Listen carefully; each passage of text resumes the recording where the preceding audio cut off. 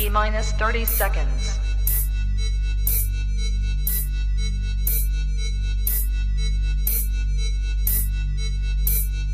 T-minus 20 seconds.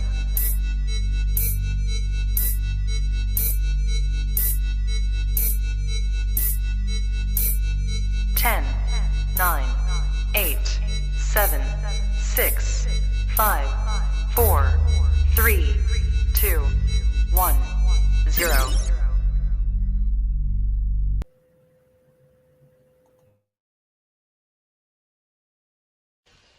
I don't have to tell you things are bad. Everybody knows things are bad. It's a depression. Everybody's out of work or scared of losing their job. The dollar buys a nickel's worth. Banks are going bust. Shopkeepers keep a gun under the counter. Punks are running wild in the street, and there's nobody anywhere who seems to know what to do, and there's no end to it. We know the air is unfit to breathe, and our food is unfit to eat. We sit watching our TVs while some local newscaster tells us that today we had 15 homicides and 63 violent crimes, as if that's the way it's supposed to be. We know things are bad, worse than bad. They're crazy. It's like everything everywhere is going crazy, so we don't go out anymore. We sit in the house, and slowly the world we're living in is getting smaller, and all we say is, please, at least leave us alone in our living rooms. Let me have my toaster and my TV and my steel-belted radios, and I won't say anything. Just leave us alone. Well, I'm not going to leave you alone. I want you to get mad. I don't want you to protest. I don't want you to riot. I don't want you to write to your congressman because I wouldn't know what to tell you to write. I don't know what to do about the depression and the inflation and the Russians and the crime in the street. All I know is that first, you've got to get mad. You've got to say, I'm a human being. My life has value.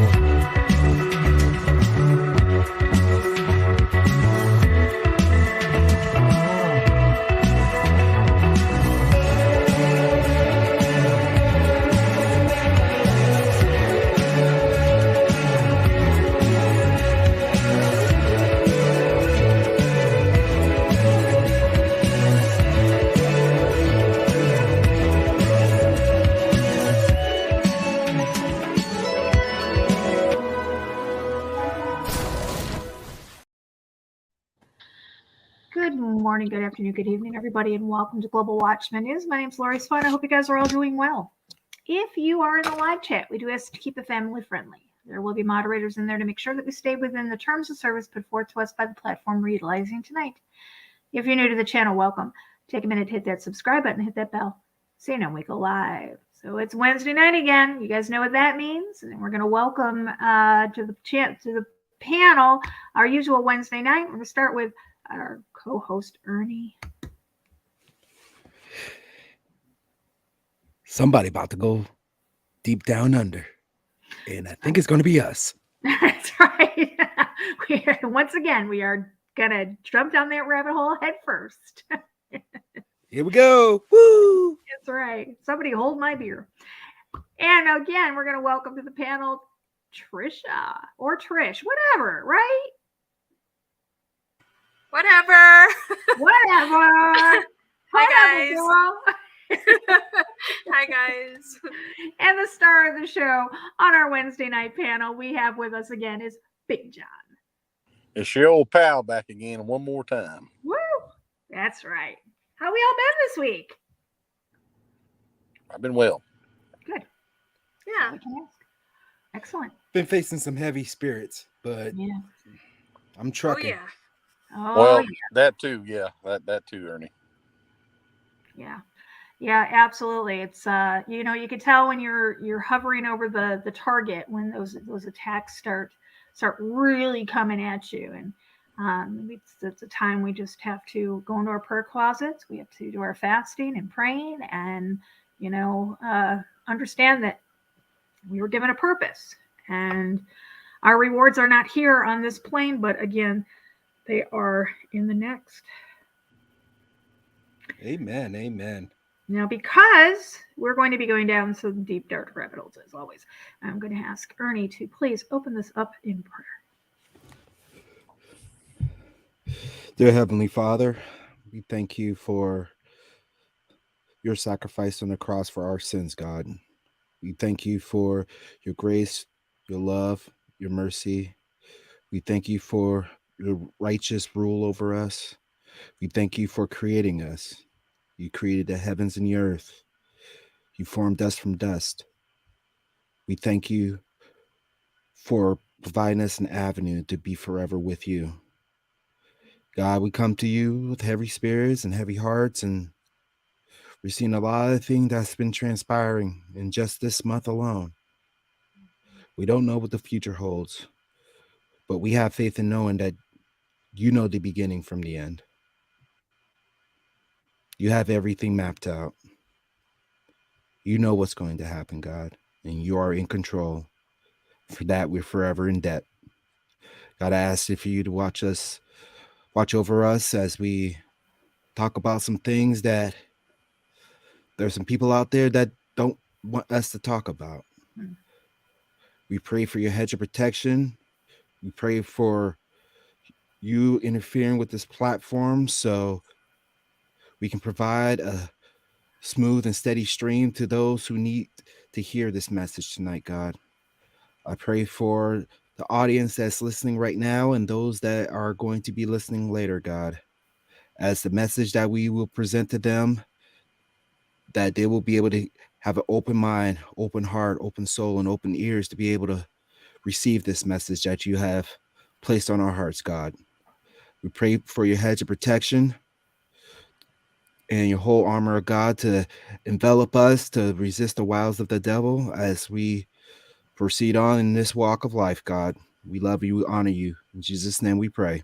Amen. Amen. Amen. All right. So let me ask you guys, what do you guys know about 15-minute cities? John? What do you know about them? Well, I know that it was. I remember hearing it, like probably on the military perspective, the stop movement of people in a heavy populated area. But I think it's become more of a out in the open kind of thing, to where to limit the movement basically of a whole populace of the city. Yeah, exactly. I heard about this. Well, this concept, which is interesting because when you look at these 15-minute city project, they're saying that they're putting a date of implementation for worldwide 15-minute cities at the year of 2030. And you guys know Agenda 2030, which used to be Agenda 21. That's when I learned about it back in, I think, 2011 and 12, when they were talking about sustainable communities. And the WEF was presenting that to the city councils and having them slowly implement these sustainable developments, these sustainable cities. And this is just a further, a further deeper, darker aspect of that whole thing is controlling the movement of the people. It's Scary. we were built on small cities, but yet they're using that towards their advantage to envelop us and lock us in. Yeah. Trish, what were you gonna say? I'm just saying that's really, really scary. It is. It is. I didn't know if I was going to present this to you guys, but before we came live, Ernie, John, and myself were talking, and you guys, everybody pretty much knows I lived in Arizona for a number of years. Lived there from 95 until 99. Then I moved back out there in 2007. I lived there till 2015. And while I was out there, we used to think it was funny. Well, when I first moved out there, I used to think it was funny. People would say, come to Arizona, arrive on vacation, leave on probation, come back on a violation. And, you get these people, they were conspiracy theorists, and I didn't know what they were, but they would say, no, look at Arizona. Look at it. Look, drop both A's, you put a P in there, you got a prison. I was like, what are you talking about? And then I did a little bit of research. I did a little bit of research. This right here is a map of Phoenix, Arizona.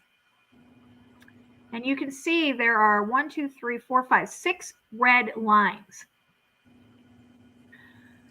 Those 6 red lines, it would take 12 vehicles to lock down a city that has, what did I say? 6 million people? Yeah, 4.6. I'm going to pull it up again. Population, yeah, 4,652,000 people as of last year. 12 vehicles to close down a city. Wow. Of almost 5 million people.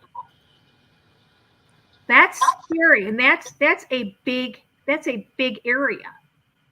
But they designed this city to do just that. That's how this was designed. So knowing that they're putting in these 15-minute cities where, I mean, guys, Phoenix, it would take me to get from this red line at the bottom to get to this red line at the top. It would take me probably about 3 hours with traffic and everything to get from point A to point B. Can you imagine what they can do on a 15-minute city where everything is 15 minutes away from your point of origin?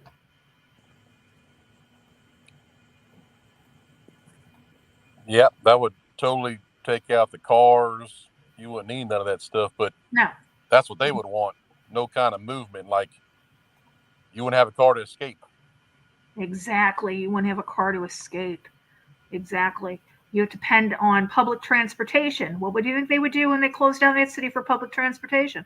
Buses would stop moving. Subways would stop moving. The railways would stop. And let's take a listen to what a 15-minute city and how it would change how we live. It's only a 2-minute video. Let's take a listen. What if you could live in one of the world's great metropoles, but never had to commute? There's a way you could meet all your basic needs within a short walker cycle from home. It's called the 15-minute city. Nous voulons que dans la ville, à l'endroit où nous habitons, on ait à moins se déplacer de très loin, que ce soit pour aller travailler, pour aller faire ses courses, pour se soigner, pour accéder à la culture ou pour se prélasser. The concept is simple. Plan urban environments with human beings at the center instead of cars. Instead of separate neighborhoods for living, working, and socializing, the 15-minute city imagines places where all 3 functions coexist. Car parking spots would be turned over to cycle lanes, and existing infrastructure would be transformed into multifunctional spaces. Schools could be used as community centers at night. Disused buildings could be turned into co-working spaces. On veut utiliser un bâtiment beaucoup plus pour qu'il accueille d'autres activités pour lesquelles il a été au départ conçu. On appelle ça la chronotopie. Un lieu, plusieurs usages. Et chaque usage, de nouveau possible. If this all sounds like some kind of lofty utopia, there are actually places trying to take up the idea, like Melbourne and Paris. In fact, it was the centerpiece of Parisian Mayor Anne Hidalgo's successful re-election campaign last year. Écologique, sociale, humaniste pour l'avenir de Paris. Not everyone is enthralled to the idea, though. Critics warn that 15-minute cities could exacerbate existing urban disparities and lead to a kind of tribalism. For others, hyperlocal 15-minute cities could be the answer to solving problems of urban sprawl, while also encouraging community regeneration and green mobility.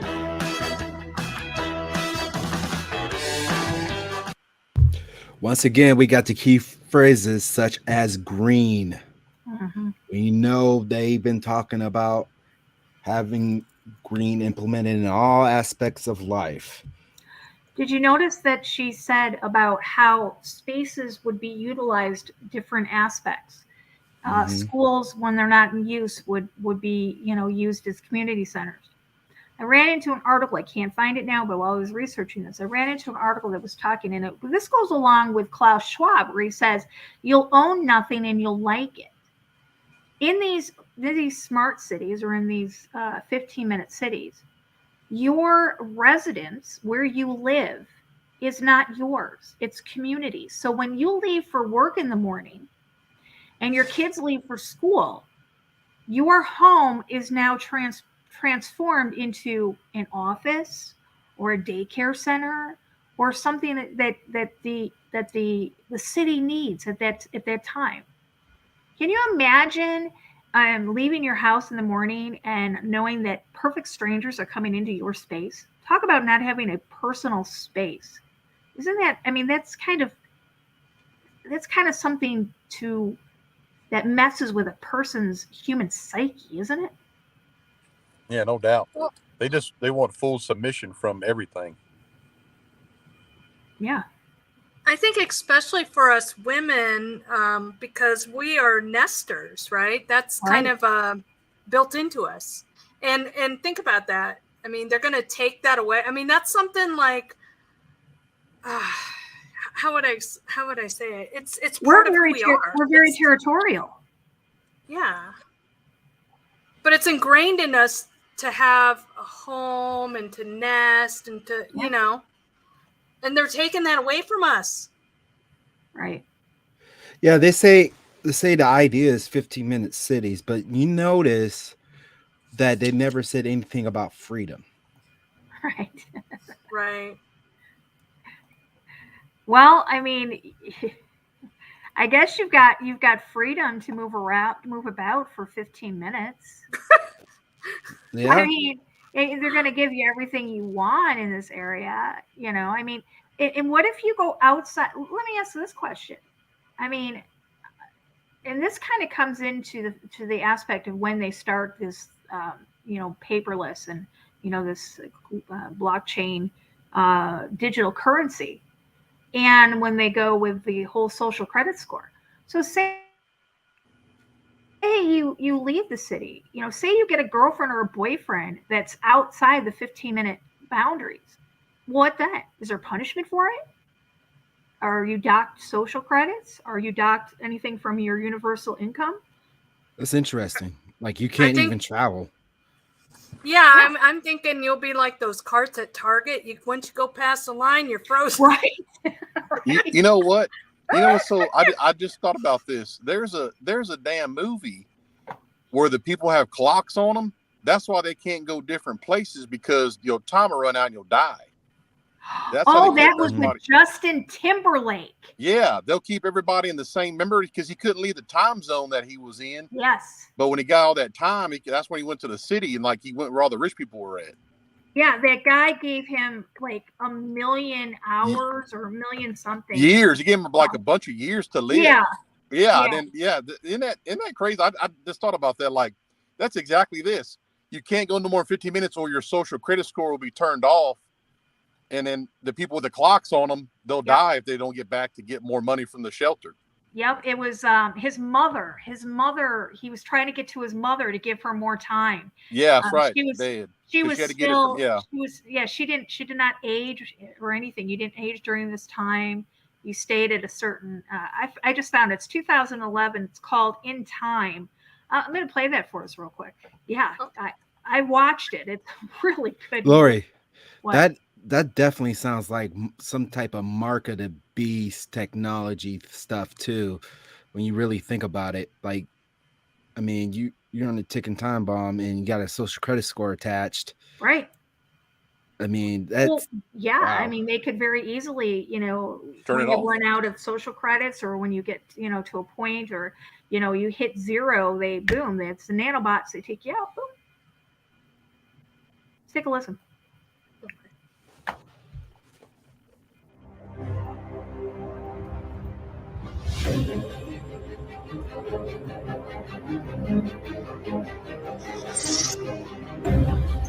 Allow me to introduce my mother-in-law, Clara, my wife, Michelle, and my daughter, Sylvia. Whoa, where's the rest? Never met the quota. My units are up from last week. So is the quota.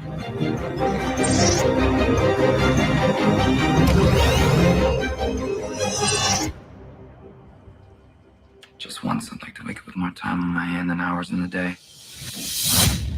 How old are you? 28. I'm 105. The day comes when you've had enough. If you had as much time as I have, what would you do with it? Sure as hell wouldn't waste it.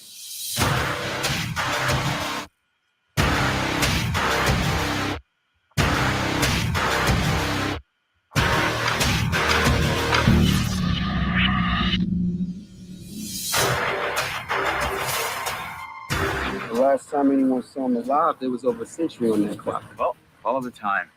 His name is Will Salas. You can't hide 100 years in the ghetto. You know that time will get you killed. Hey, Mom, I'm gonna get out of here. I just wouldn't know what to do if I lost you. I don't believe we've had the pleasure of your company before, Mr. Salas. Will Salas. I'm sorry to have to break up the party, Mr. Weiss. I just need to work with your friends.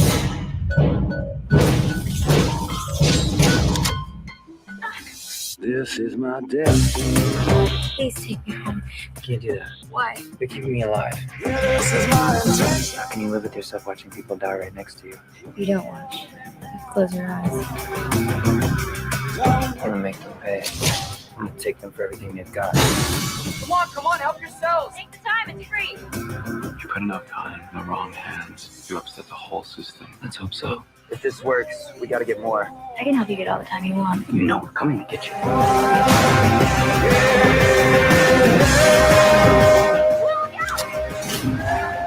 His crime wasn't taking time. He was giving it away. Yep. Wow. I mean, I think you have to could watch that. Oh, it's a good movie. I think you could put that same thing as, look at, if, these guys, these elite, they think that every utopia movie you find, what is going on? Literally every utopia movie we have seen or have watched trailers for, there is some sort of limit to what people can do. Mm-hmm. Yep.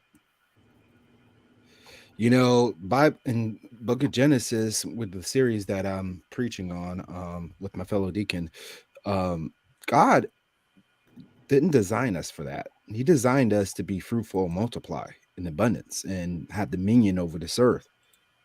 Confining us into one space, what do we have dominion over? We're naturally made for exploration and travel and being able to yield the fruits of God's labor when he created the heavens and earth.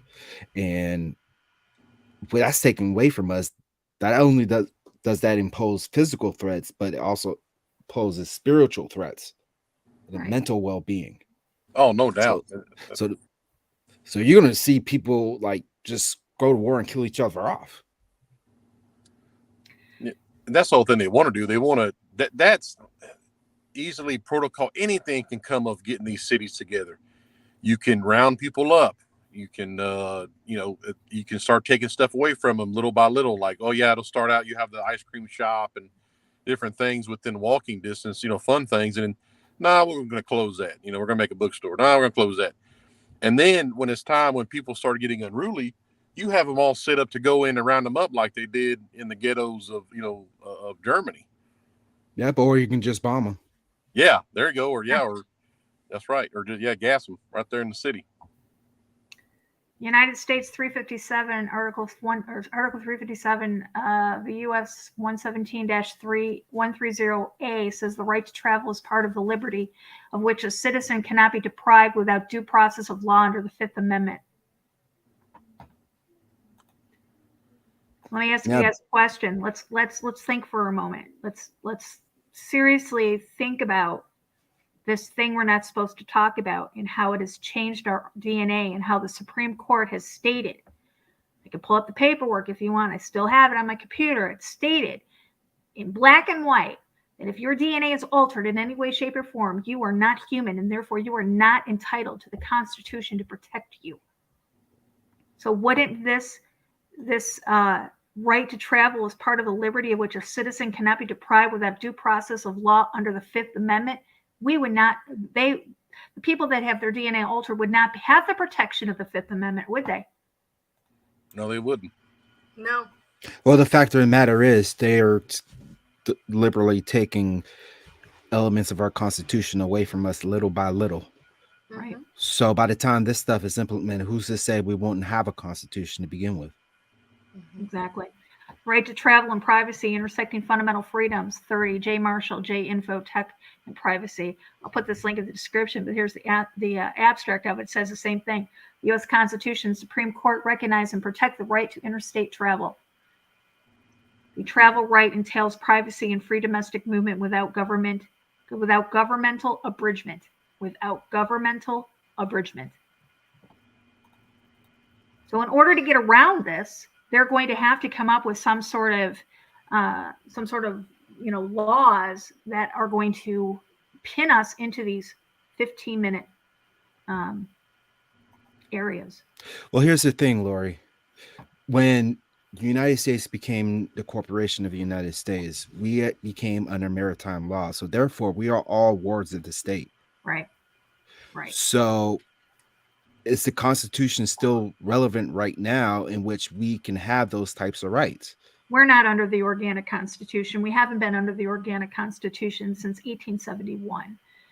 We've had 4 constitutions. We're coming up on the 5th one because of the fact that the debt ceiling's been hit, and we are probably going to file Chapter 11 once again for the 5th time as a corporation.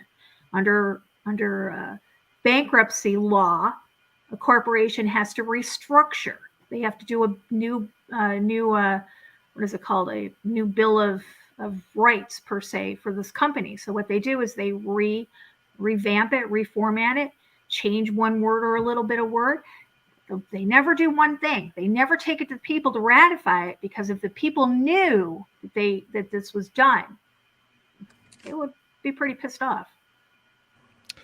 Well, I think the people in general is too brainwashed to care less, regardless. I mean, we looking at all these extremists that's going on in the nation right now. They have no regards to their God-given rights or society in general. They're all about them. You know, Bible talks about people will become lovers of themselves. Mm-hmm. I mean, we're seeing that since 2020 more than we've ever seen, at least in my lifetime. I sit back and I think, like, if you really think about it, you have an area that they're in Washington, D.C., whether they follow a constitution or not, or whether it's they got their own thing going on.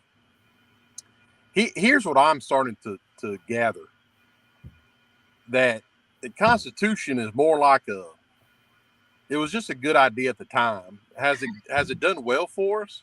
Yeah. But now that we're seeing it's being taken away, and it's like, well, just it's okay, just like it. Mm-hmm. The only thing holding back, literally, besides Jesus, the only thing holding back any kind of implication of like being rounded up is the American gun owner. That's all it is. Mm-hmm.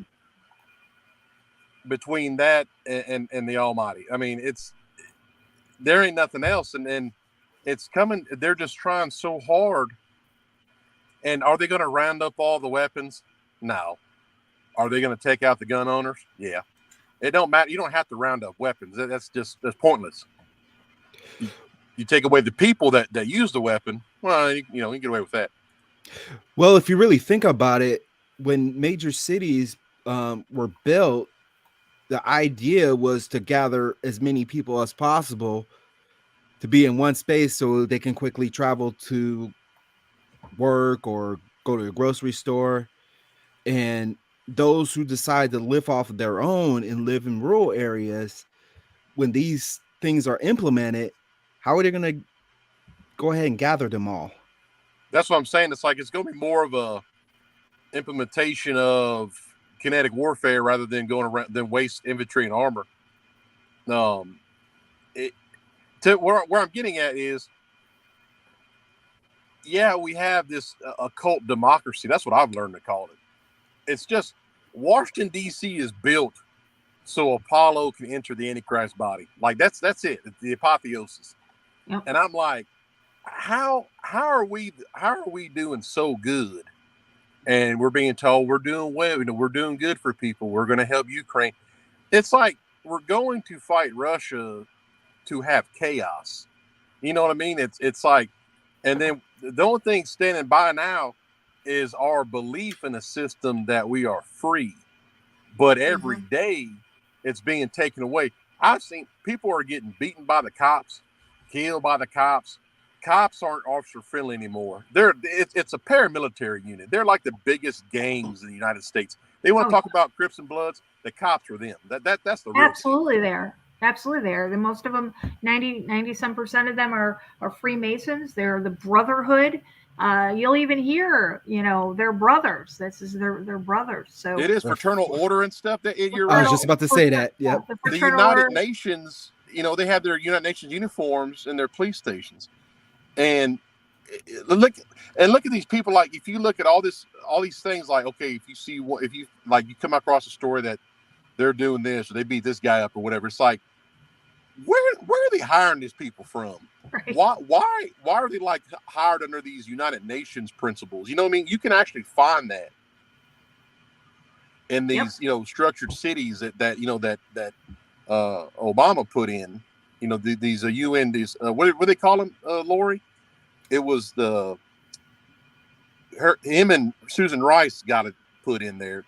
Something cities with the UN. The sanctuary cities. Sanctuary, but it was called something else. It was underneath the Kilagi principles. Oh. It was something securities. Yep.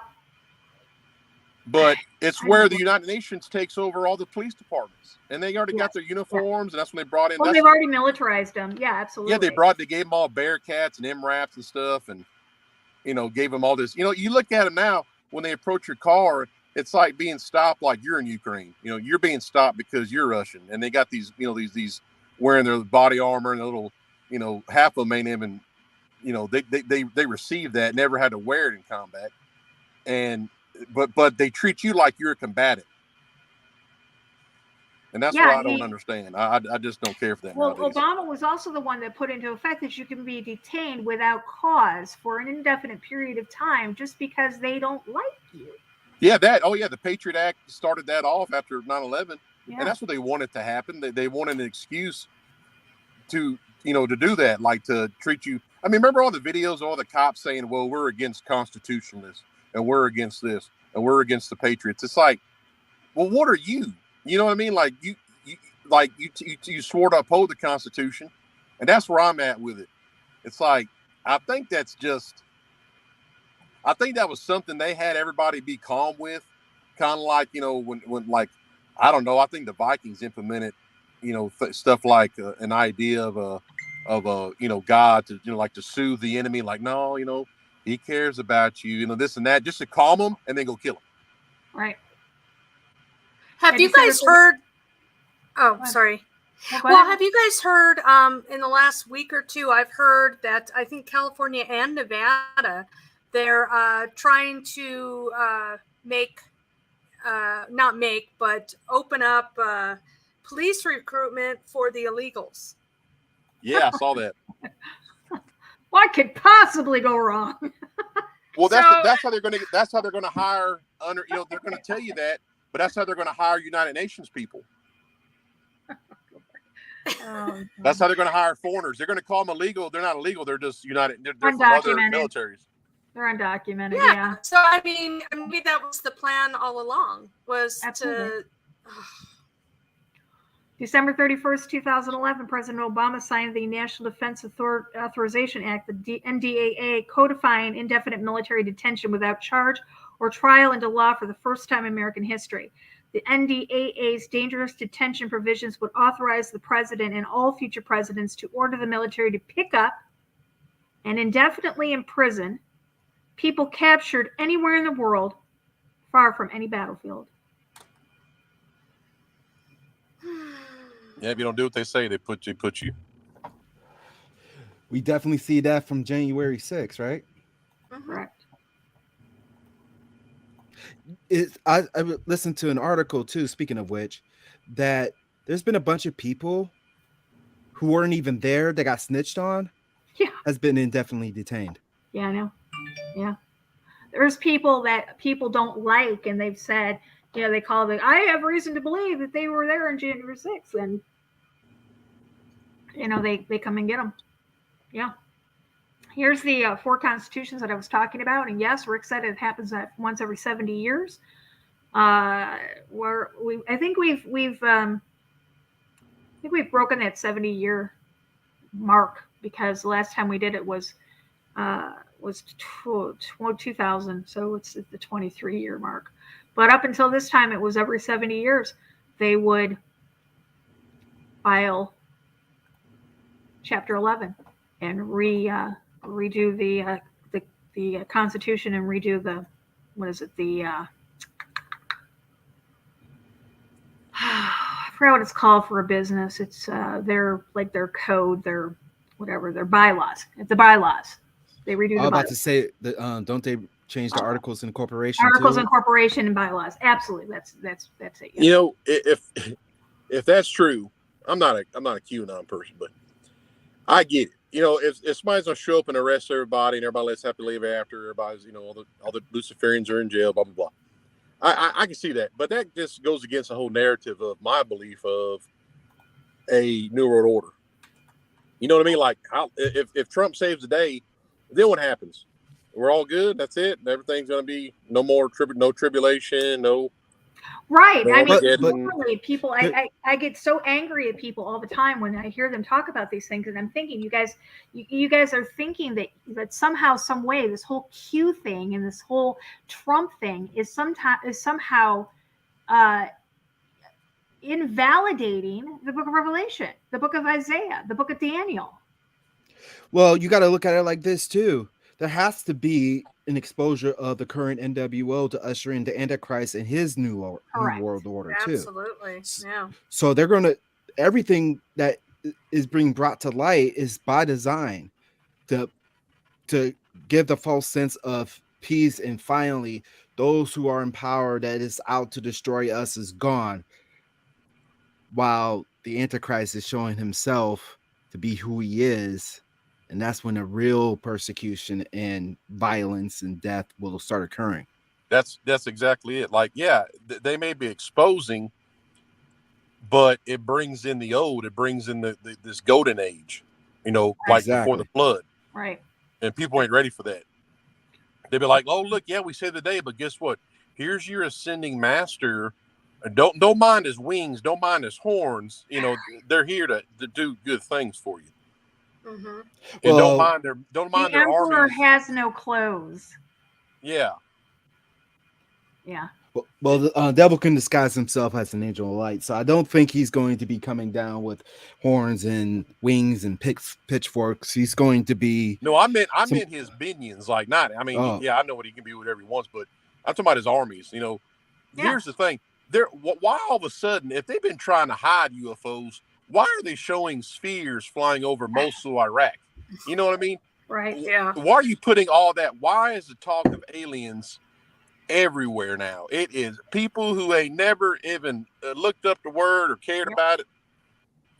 Have get on TikTok. Seen the amount of videos on social media lately 100%. within the last 2-3 months? Even the Nephilim are so damn common right now. People are embracing that shit. People are embracing to see, well, I like Nephilim hybrids. I understand that they're going to give me knowledge and the cryptids and they're going to need to be protected. Yeah, exactly. That's what I'm saying. It's there. The Vatican called it. They're like, well, we're going to introduce, these extraterrestrials, and then we're going to baptize them, and then they're going to rewrite the gospel. It's all coming now. People are talking to embrace these damn things. I bet all conditioning. I guarantee you, if they took that stupid egg that broad was in, and they put her ass in the middle of the Times Square, she'll come out of it, and she'll have just. I guarantee people would bow to her. Oh no doubt.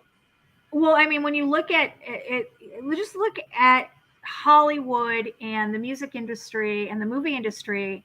When you see people like Beyonce, who was literally dressed as pregnant Isis. Yeah. I mean, they yes, people will bow down. You got the Times Square, I think it was, had the Callie with her tongue hanging out. Yeah. Did you see the pro-abortion statue right now? No. That they unveiled today? It's Ishtar with horns, with ram horns, and they're like, well, it's a work of art. Well, I've seen girls with that same tattoo. They think, I don't know what the hell they're thinking to get a tattoo of a woman with these goat horns, these ram horns that are wound up. But yeah, and I'm thinking, nobody finds it odd that they unveil a statue. It's called the abortion resistance statue, but it's basically Ishtar with the damn ram horns, because Baphomet was a transgender. I mean, it's like, people wake up. I'm trying to see. Oh my! Are you kidding me? Look at that. But no, that's not real. No, that's not real. I'm thinking of all the abortion statues. Hold on a minute, let me grab it. Oh my! Are you? Oh my! That's what I understand. If they always talk. You know what? My personal opinion is abortion is blood sacrifice, 100%. It's a ritual. It's done just like it was done in Shiloh back in the days of Jeremiah. The same, the cutting and quartering of the baby. They did the same thing, and nothing has changed about it. But here's the thing: why do they choose that particular statue for their resistance of choice if it's not real? Why would you have like a woman standing there with a sign with different color hair, like a liberal or something? Why do you need that? One second. Why do you need a Ishtar with ram horns? Why is it just the New York Times? Hold on a minute. Okay, we're gonna do this. I'm gonna save it and put it up there. Of course, it won't let me save it. Wonder why it won't let me save it. Interesting, huh? Yeah, Ishtar. Yeah, she's getting angry. She's a bitch. Just like you call it. Let me tell you, you called it. Yeah. She a hoe. She's a hoe. That's right. I'm having it. Okay, here we go. I couldn't save it, but I can pull up a bigger picture of it. Okay. It's called the abortion resistance statue. You guys can see it here. Hey, how tall is it, Lori? Is it 8 foot tall? That's weird. Why's it got to be 8 foot? I don't know. Let's see. Oh, dear. Remind me what the significance of that number is, John. 8 people were saved from the DNA manipulation and the flood. She is 8 foot tall, John. Yeah, 8 foot tall. Wow. My God. They never use 8 foot in anything. You know what I mean? They're so pissed because 8 people survive without having their DNA manipulated. Little assholes. Mm-hmm. He cracks me up the way You can tell I don't like them. I don't like this experience. Oh, I just like the way you just say it like it is. There's a good picture. There's a good picture right here, guys. Oh, creepy. So what are those little things coming out of her arms instead of arms? Well, probably some tentacles. Snakes. I mean, it almost looks like the Hydra stuff going on. Yeah, exactly. Yeah. I mean, snakes, any kind of serpentine. You know what? It does look like a Hydra. The whole thing. Crazy. Crazy. But they would put that up. You know what I mean? You can put whatever you else want. Have your choice. Do your abortions. Blah, blah, blah. But they're going to put that up. Come on now.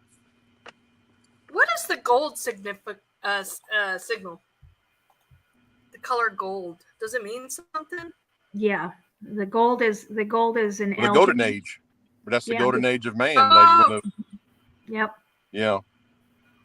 Everything's gold. The Oscar is Osiris. He's gold. The Emmy Award is Lucifer holding up the damn planet or whatever that he owns, which is Earth. You know, everything's gold. Mm. The Golden Globe has like what 33 film pieces on it or whatever. Mm-hmm. It's all. I mean, it's all them award shows to Hollywood are all a tribute to Lucifer. I mean, the Tower of Babel was like a damn. It was almost like a what do they call that thing? A tinsel town. You got the theater, you got the bar, you got the arcade, you got the Tower of Babel did so much stuff for people. Right. It engineered. It gave laughs. It had a Stargate. It just because that's where he had the entire. He had a 15-minute city. Everybody on the earth was there. Mm. Mm. Do you think we're more wicked than Babylon, the other Babylon? Say that again. What? Are we more wicked than the other Babylon? Yeah. Well, it's probably matching. I think a lot of it was hidden. Ezekiel revealed a lot of the practices of the tower. I think the Lord let that go throughout, history, like giving you a glimpse and stuff, because Ezekiel never believed him about it. Then he made the window and showed him, and then of course Daniel experienced it in actual Babylon, and then John of Revelation. I mean, he saw like the actual it come together, the future one, the mystery or whatever. But yeah, everything that's happening is all part of that, because you can tell if it's an agenda to push an old order. It's one thing to have if the whole drag queen thing. You want to dress up like a lady, that's your problem. That's your thing to do. Go ahead. But if it's being pushed for, if somebody says, "Well, I'm gonna go dress up like a woman," I'm like, okay, that's cool. But if they're like, "No, I want you to tell me that it's good," no, it's like, no, I don't have to do anything.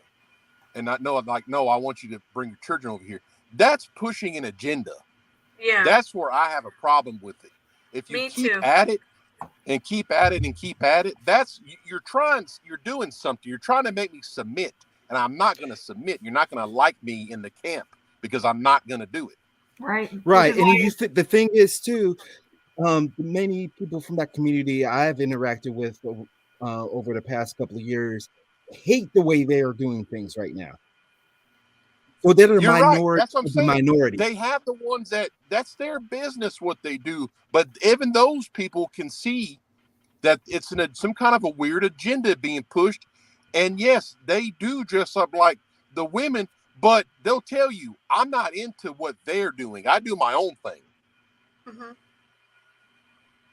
What bothers me is the pronouns. Like, we're just supposed to assume we know or we're supposed to just ask, and it's I'm not just doing like none of that stuff. No, I respect people. In Canada, you can go to jail for pronouncing them.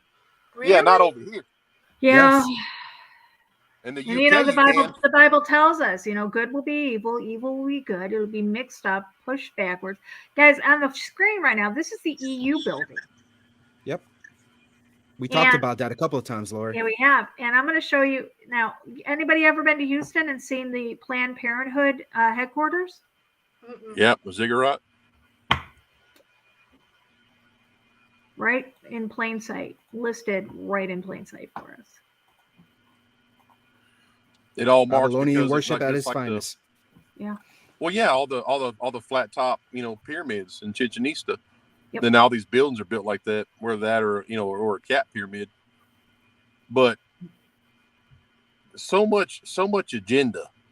If somebody pushes one thing way too far, they are up to something. Mm-hmm. Yeah. Absolutely. If somebody pushes something into the point of down your throat, or punishes you for not, conforming to it or accepting it. That's the whole thing. when I first released anything, when I gave disclosure about Ishtar over a year ago, here's the thing now. Her worship, literally, you had to switch genders when you went to her mass, per se. In Mesopotamia, Samaria, all the same thing. That worship never ended. You have to change your gender to go to her mass. That's part of the worship of Ishtar. That's why they're pushing that agenda so hard, because she's back on the scene. All her names are in use. Now all of a sudden she's a divine feminine. Mm-hmm. And it's like they're pushing that out of nowhere. Nobody talked about that. And now it's all out in the open. Hey, Hero. Hey, how's it going? How you doing? I'm good. How's everybody else doing today? How's everybody doing? Doing great. Good. Yeah. We were just talking about 15-minute cities, and when John was just talking about, when they start pushing things and not acceptance. Guys, I have a question. I don't know about you, but I don't live 15 minutes from my church. Do you? I do. It's actually about 8 minutes, but that's just me. So what if you're the church that you decide to go to, that you're comfortable with, that you finally found a pastor who's going to preach out of the Bible, actually use the Bible, going to tell you the consequences of sin, and not going to tell you and baby you and codify you and give you sugar-coated truth. What if that church or that congregation or that family is 19 minutes away? Then what? Well, Do you think the government's going to allow that little? It's all right. On Sundays you can go there. No. They're gonna set up a FEMA clergy church you can go to. Yeah. Or online. That's another topic I want to get back on. I did a show on that a few years ago on the FEMA clergy. I personally know someone who bugged out that was a FEMA clergy response member, like a pastor. He bugged out and he quit. Yeah. That's a real thing, guys. If you think that's a conspiracy, that's a real thing. 100% real. I saw the man shaking and crying. Yep. Wow. So, getting back to topics, says the 15-minute city by the World Economic Forum is the ghettoization of humanity.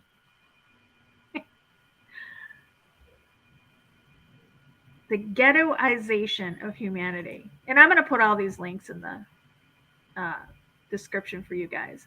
Here's another one talking about through the World Economic Forum. Surprising stickiness of the 15-minute city. Urbanism trends come and go, but the 15-minute city framing of walkable mixed-use urban development is a lot more than a fad. Historical roots of the 15-minute city are connected deeply with the current moment, one we will be living with for a long time to come.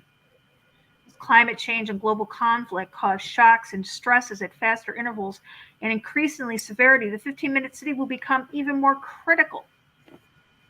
Urbanization trends come and go. Broadacre City, Radiant City, Eco City. Yet the 15-minute city concept, which implies having all necessary amenities within a short walk, bike ride, or public transport trip from one's home, has demonstrated stickiness, not just as an idea, but as a powerful tool for action from Paris to Seoul, from Bogota to Houston.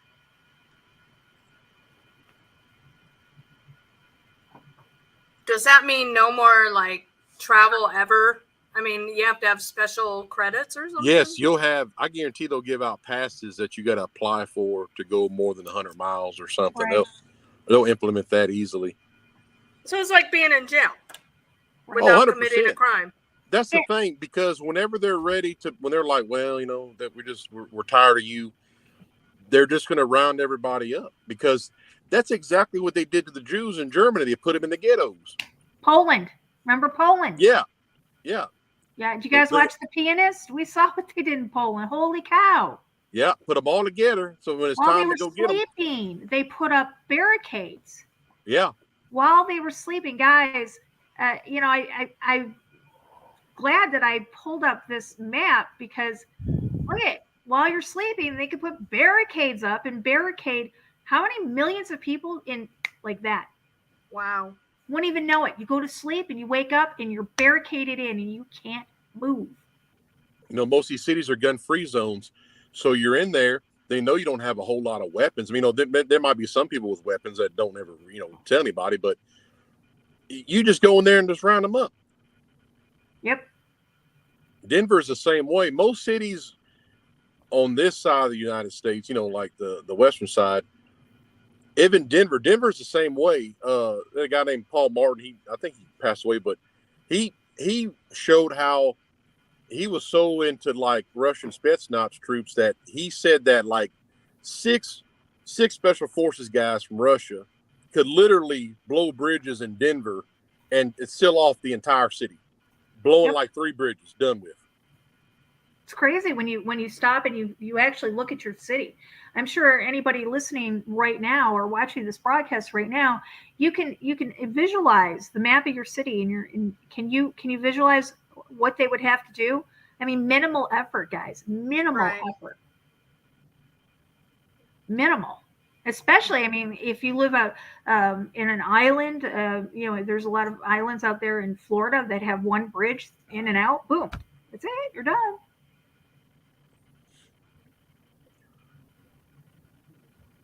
"15-minute city meets human needs but leaves desires wanting." Here's why. 15-minute city claims to reorganize urban space around work, home, communities, and amenities. The idea is that every need is fulfilled within a 15-minute walk or short ride, a bike ride. At long last, it appears that the worst days of the thing we're not supposed to talk about may finally be behind us. Despite early predictions of a lasting urban exodus, people are heading back. The thing we're not supposed to talk about has brought some lasting urban changes, including the attribution of streets once used for cars and parking to bike lanes, parklets, and restaurants. One of the biggest urban ideas to emerge from this thing we're not supposed to talk about is the idea of the 15-minute city or the 15-minute neighborhood. Developed by French urbanist Carlos Moreno, 15-minute city refers to a place where all the necessities of daily life, shops, schools, workplaces, doctors' offices, parks, libraries, restaurants, and other amenities are located in a short 15-minute walk or bike ride from the home. This way, each neighborhood becomes an isochrone, an area that can be explored within a given time, giving all residents access to their needs in a convenient walk away. Oh, so we're just going to give them what they want in a short span around their neighborhoods, and they can at any point. Guys, what's going to happen when the social credit score comes out, or the digital dollar, or the, like I said, the what is it called, the universal credits, or the universal income? The UBI, Talk about being punished for wanting to just travel. It reminds me of the villas during the bubonic plague. Most people inside the villas was basically, a villa is a 15-minute city. And people inside the villas didn't die from bubonic plague. Everybody on the outside did. But there's tons of places now built like that. They have their own stores, their own grocery stores, their own, and the thing is, a lot of rich people live in there. Right. We're living in some interesting times, guys. I'm putting something in our private chat right now that was sent to me. All right. Let's talk a little bit because, I mean, we have exposed one of these cities that, I firmly believe is a prison city. And it's definitely, it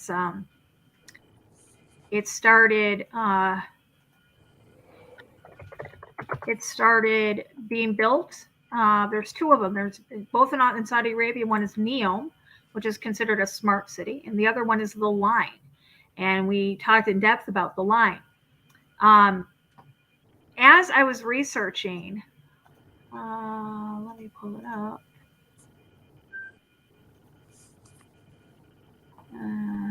Here we go. There's two things. So there was an indigenous people or tribe that lived in the area where the line was going to be built. And they decided that they were not going to give up the land. And the Saudi government came in and has sentenced them to death. Wow. And let me pull that up.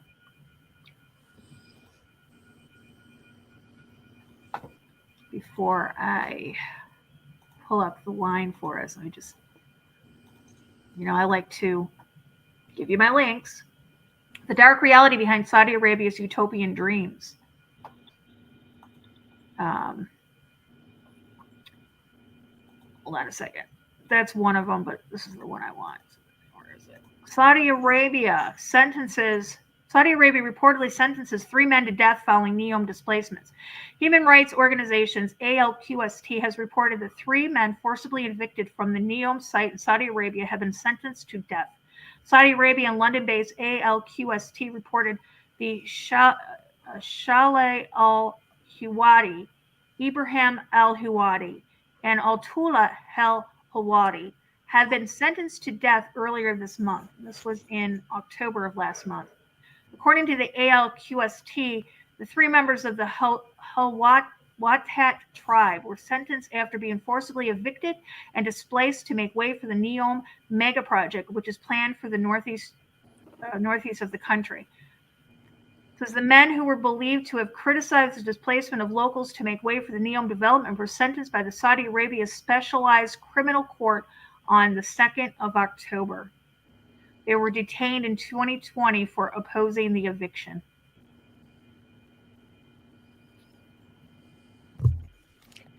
So what is free speech? Well, you're not allowed any freedoms over there. You're not allowed First Amendment. Exactly. You're not allowed, to go against the government. You're not allowed any of these freedoms, which is funny because they're making these smart cities. They're inviting these people. NEOM is supposed to be, it's going to be home to millions of people, free thinkers and, these young people who are all into the technology and everything. And, but you're okay. You're good. You're just not going to have, you're not going to be allowed to have free thought. Exactly. Let's take a Heaven look. forbid if you bump into someone. Yeah. You can go to jail for that. Right. Mm-hmm. Let's take a look at the line, and then we're going to talk again about how they have the ability to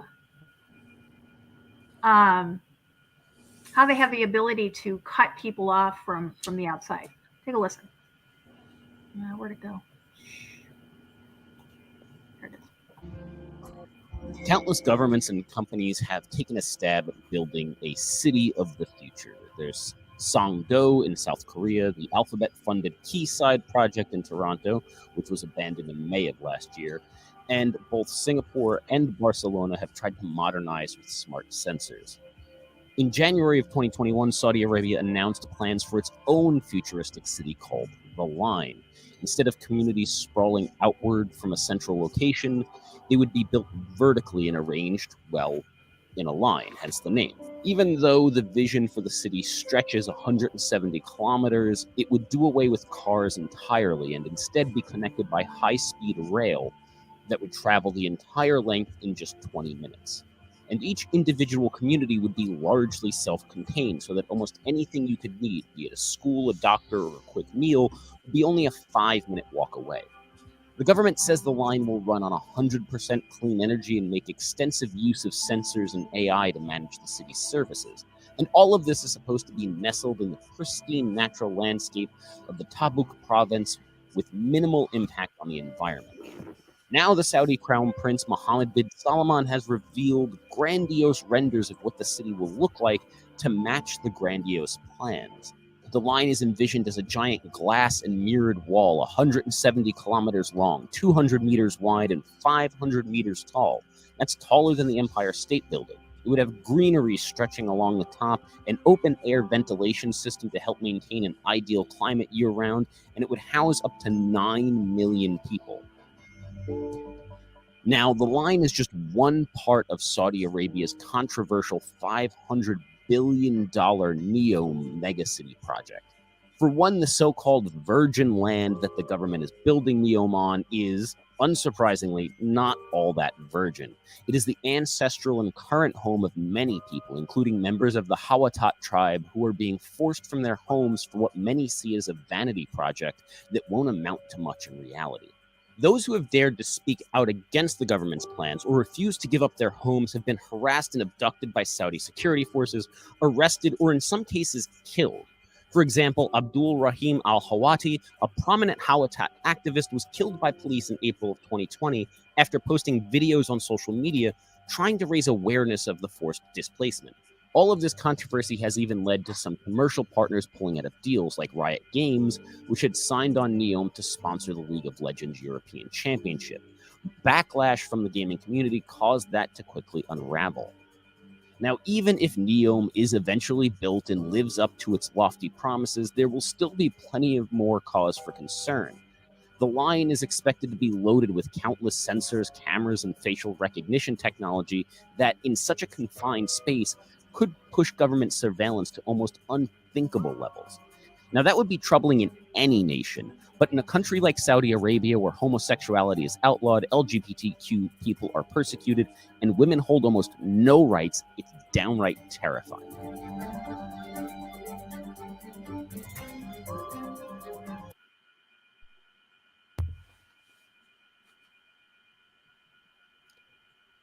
So we have 100-mile stretch of a line confined into a very, very small space. And they expect to be green friendly. Correct. Sorry for laughing, but anybody else see a problem with this? Anybody else see the possible ramifications of this? Yeah, it reminds me of Logan's Run, to be honest. Absolutely, it does. And it's like a funnel for diseases. Everyone's so packed in close to each other. Yep. Yeah. In small cities. Yeah, it definitely has nothing to do with helping out people's mental health or whatever. It has nothing good with it. There's nothing good that goes with that. Look at these homes and how they are packed. Wait, I can't stop this, but it should be coming up in just a second, where you'll see that they're literally packed up on each other. Look at these. It reminds me of the slums in China, where they're just packed one on top of each other in like 10 by 10 little cubbies.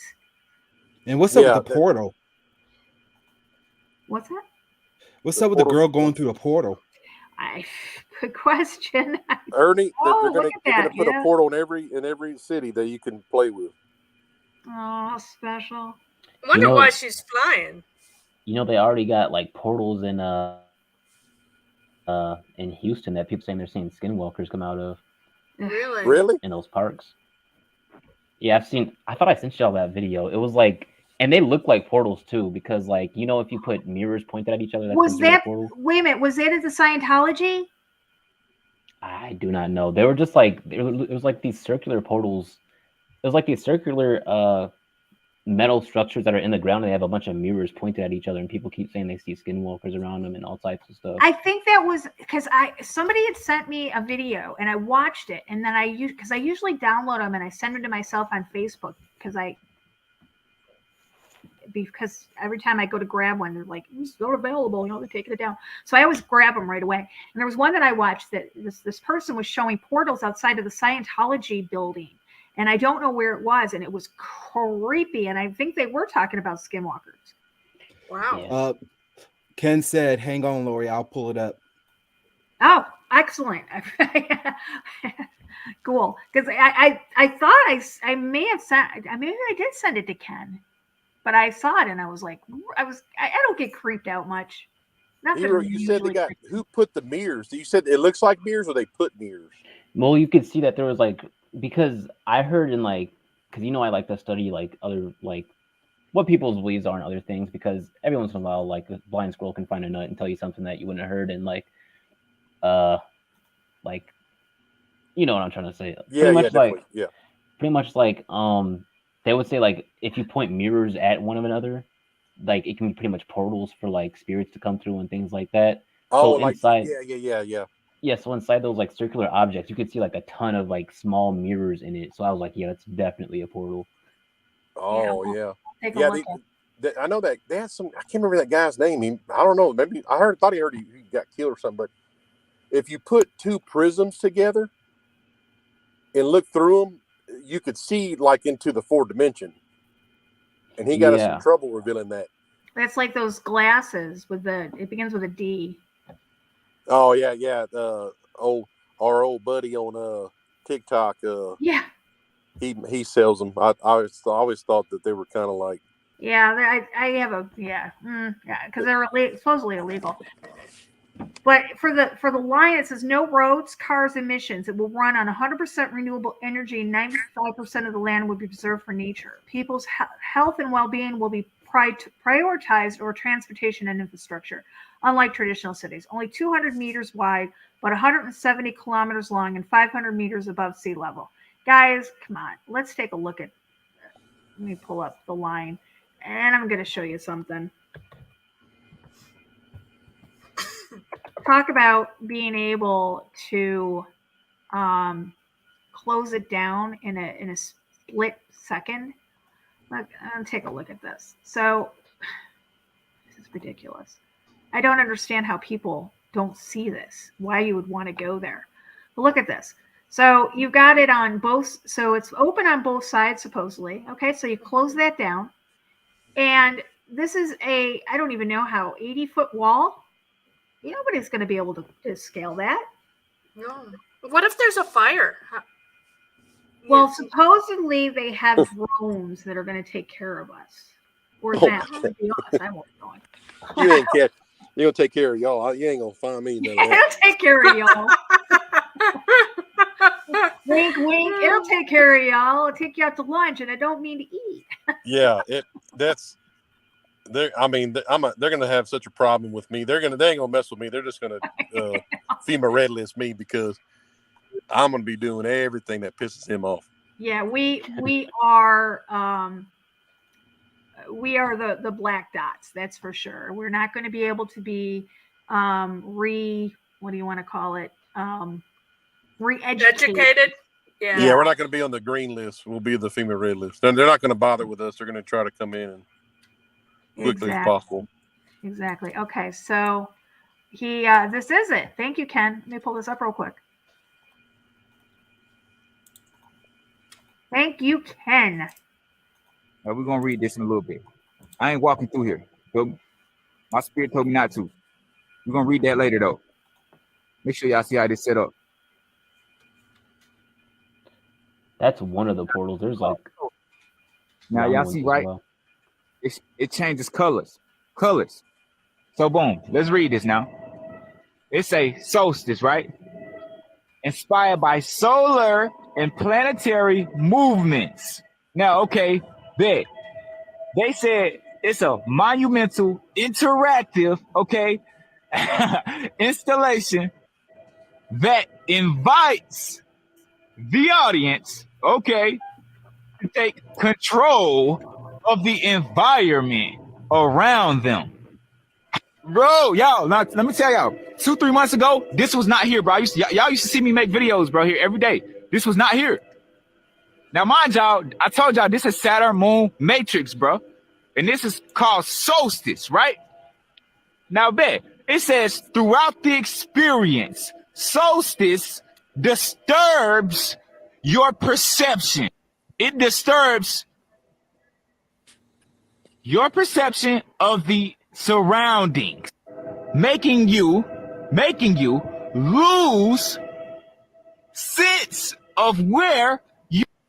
So check this out, y'all. That wasn't the one that I was talking about, but there was one outside of the Scientology headquarters somewhere, and I don't remember where it was. I'll try to find it. That had the portals as well with the mirrors. So yeah, interesting. Hero, where's that at? That's in Houston. That one I believe was also in Texas.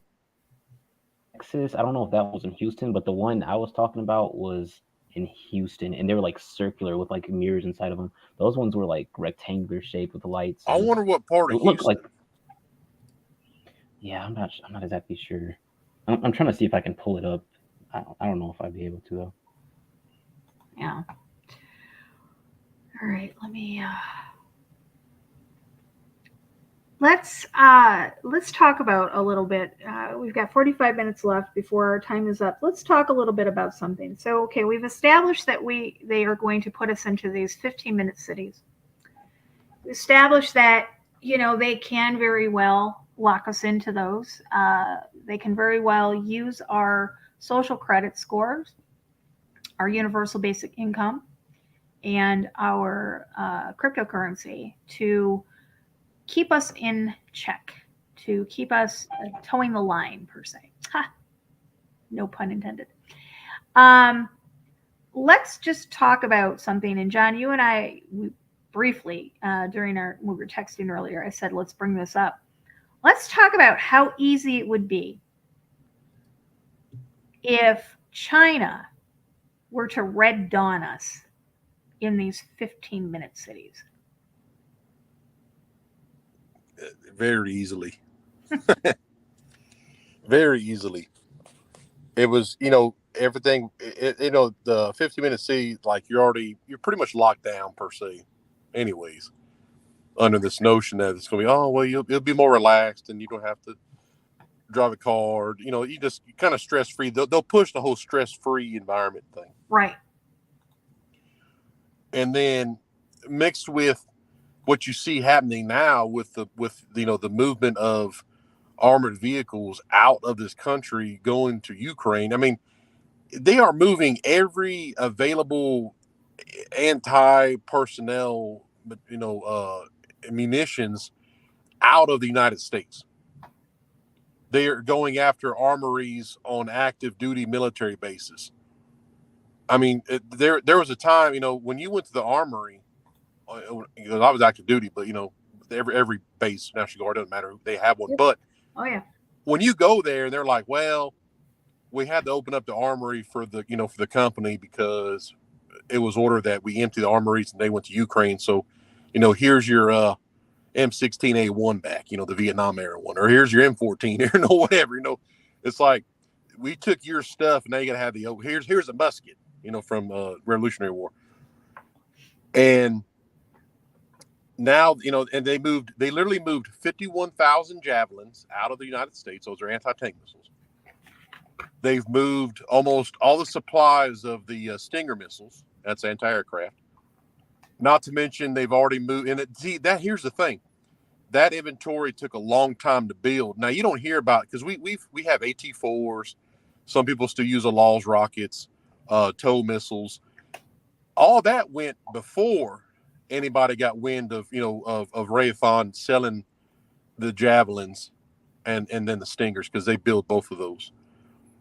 And now you're moving out your actual vehicles, Bradleys, Abrams, maybe Strikers. Obviously Humvees have already left, some of the up armor ones. So you're moving all this out. You're giving everybody a stress-free environment with these cities. And then the whole time, nobody's looking at China, and then China backdoors the United States. Yep. Easily. If anybody can, I'm sorry to tell, it may sound mean, but if somebody told me, look, sit back, how are you going to take over the United States? I can tell you 6 ways from Sunday to how to do it. It's easy. Wasn't one of the obstacles that was holding an invasion of the United States back the Mississippi River? 100%. Yeah. That's hard you can't, there's not much on the Mississippi. Anyways, anything that if you constructed a bridge, they had ferries forever that would take you across. Right. But if you want to construct a bridge, it's been done, but it takes literally decades And that, that kind of flow out of that thing is really, would stop an army. Until recently. Yeah. Now, yeah, that is drying up. I mean, and here's the thing too. You only have to push so far.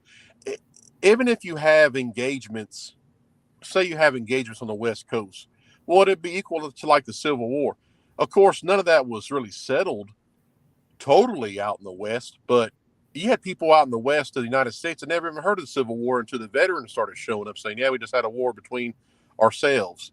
And then people were like, what? A war? So, yeah, you can have engagements. Literally right now, if there was no kind of media whatsoever, who's to say China didn't take over Washington State? You never know it. Unless you heard it from somebody who escaped or whatever. There would be engagements that people in Florida would never know about. Yeah, Oregon took a nuclear hit. Nobody ever know about it. Right. So if you cut off comms, people can't move. You can have a beachhead on California and just keep pouring in. And by the time anybody knew about it, St. Louis will be underneath Chinese control. Most, into Texas. Of course, you would have everybody, from Central and South America coming up to, through Texas to hit the United States from the South, because you see it now. Why are the Chinese all in South America, investing into all their businesses and funneling their collapse, whether it's a communist or the money's actually gone, because they're just doing what Hitler wanted to do. Hitler wanted to collapse South America and Central America and push basically people in. Of course, you're going to have the women and children that are just trying to get cover, but you're going to have a bunch of combat age men coming across that border. That's infantry. You can't stop that many. That's 5 to 10 million. And that's how they really wanted to do it. Right. But now China's implementing that. They have the Caribbean islands that they're on. They have staging areas in Cuba. Cuba can take Florida in 6 hours. I guarantee it. Absolutely. With all the Cuban residents that are there, I mean, there's millions of Cuban residents there that are faithful to their home country. I mean, yeah. I mean, why wouldn't you? I mean, if you see a bunch of Cuba has enough Russian amphibious equipment, they can put 250,000 infantry on the Florida coast in 6 hours. Yeah, Russia's been using Cuba as a stockpile. I mean, they literally. Yeah, and there's tons of islands. We've got proof that Russian subs, Russian trawlers have been stationed off the coast of Cuba for decades. Yeah, landing ships, landing craft, tons. There is an entire Egyptian city off the coast of Cuba with pyramids that nobody ever talks about, but it's there. Literally can go Google Earth it. So if they don't notice an Egyptian city off the coast of Cuba, I highly doubt they're looking for all the landing craft that are lined up. Exactly. Wait, is it in the water, on the water? It's in the water. It's in the water. It's half underwater. Sometimes you can see the tip. Sometimes you can't. Wow. I'll have to look that up. There's an Egyptian city off the coast of Louisiana that an old man's been exploring it with a scuba gear for years. But they don't want you to know about that stuff. Interesting. Look that up for one of our next shows. How much of the United States does China really own? Well, we can make speculation on that, and we all know this, but I found this interesting. China produces 97% of the U.S. antibiotics and 80% of active pharmaceutical ingredients used in American drugs, giving the Chinese Communist Party absolute control of potentially life-saving medicine. For example, Chinese pharmaceutical companies supply 70% of the world's acetaminophen, commonly used as Tylenol. In 2017, the United States imported $4.6 billion in agricultural goods from China, which is also responsible for much of the global supply of soy and pea proteins that are found in nutritional supplements and synthetic meats. Chinese firm also purchased Smithfield, the world's largest pork processor and hog producer. Chinese government theft of intellectual property has been an open secret for decades. More recently, the U.S. authorities have discovered China is funding American university researchers who don't disclose their contributions. What they're saying is this is what happens. So China gives these universities millions of dollars for this research. And then the research doesn't belong to the college, it belongs to China. So whatever they discover during this research doesn't go to the college, doesn't go to the people that discovered it, doesn't go to the federal government, the US government, it goes to China. Not to mention that they send over students who go to these universities, they get hired over in Silicon Valley, they get picked up by these big companies, these big tech companies.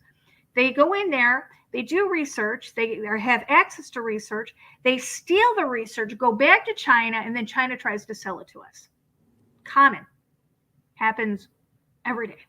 Exactly. Do y'all know that all these solar farms outside of military bases belong to the Chinese military? Isn't that weird? Hello. Are you serious? 100%. Nellis Air Force Base in Nevada, the largest air support wing in the United States. The solar farm outside the gates is owned by a Chinese military company with Chinese military workers inside a solar farm.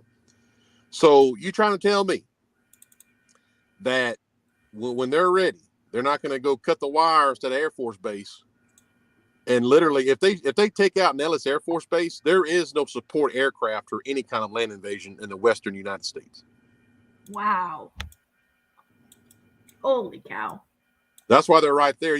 People think, oh, no, they just, they want to give us solar energy. No, they don't. They want to take out Nellis Air Force Base because there is no, you got nothing. You got no, right. That's the support wing. It's right there. You take that out, there ain't nothing else. That's California coast to the Rockies, completely taken over. No air support. Wow. But here's the thing: is they've got us so afraid to say anything that if we open up our mouths, we're called xenophobias. Seriously, and the same thing goes for like the border invasion. You say, "Hey, wait a minute, there's some people illegals here." Oh, you're us, and they start name calling and pointing the finger, and it's just like, look, I don't hate anybody. It's just like we have all by borders design. for a reason. Yeah, all by design. It's all by design. It's all a head screw. It's to silence people like us who would bring attention to the fact of this stuff, that's the shenanigans that is going on.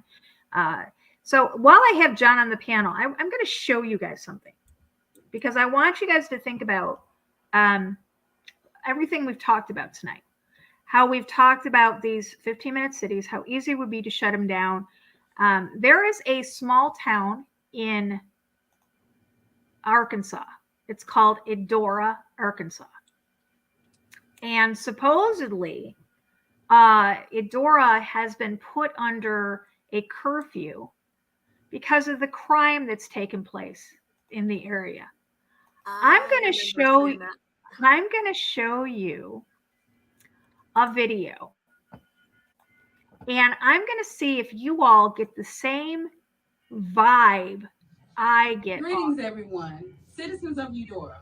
As you all are well aware, our city has been recently plagued with senseless acts of violence, which has led me to declare a state of civil emergency curfew, effective immediately for all citizens between the hours of 8 p.m. and 6 a.m.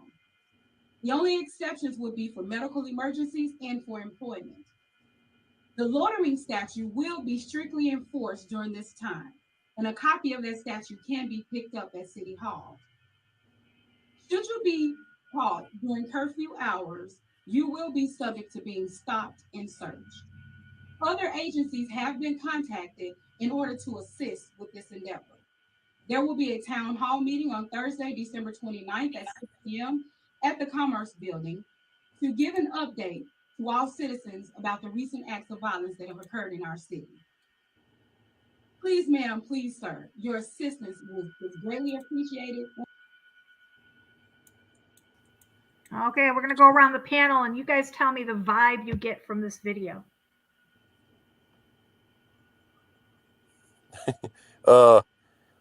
The guy on the far right, he's very movie. Not the other ones, though. I don't know why he's moving around all the time. And then I would say, I don't know. It looks like a B movie. Like, Doesn't it? I mean, literally, doesn't it look like these people? Has anybody heard from the citizens of this place? Are they okay? That's what I mean. Yeah, exactly. Like it's like she's reading or they're nervous as shit about something. Right. Right. Have they been taken over by, I mean, when I first saw this last month, when it came out, and I've had this uneasy feeling about this ever since I saw it. To me, it looks like she's being it's like they've taken the town hostage and they're making. Okay, John, you know what this looks like? This looks like an ISIS video to me. No doubt. They're not even. I mean, their uniforms are weird. I get plain clothes, but I mean, that's like somebody dressed them or something. I can just get ISIS vibes off this. What? Let me ask you this: where is this city in location to the Ozarks? This is Eudora, Arkansas. Give me just a minute, and I will pull up a map for us. For Arkansas. I think one and four, number 1 and 4 in the lineup, they look guilty, not guilty, but like what's the word? Almost sad. Like they don't want to be there. Where the two guys in the middle, the old guy really has a straight poker face. But number 1 looks almost ashamed. And number 4 looks concerned. Okay, I'm going to pull up the map. I don't know where the Ozarks are, so you're going to have to look at the map and let me know where we're looking at. But here, the green, the red dot is Eudora, and oh crap! Give me a second. 2,000. That's not many people. 2,200. Is it north of Louisiana, almost to Mississippi? Looks like. It's just northwest of Jackson, Mississippi. It's to the west of the Mississippi River. Hold on a minute. Wait a minute. Where's the Mississippi River? Oh, it's right on the Mississippi River. Here's the Mississippi right here. Does it say anything about where the Ozark Mountains are at? Let me set directions. Let me see Ozarks. Oops.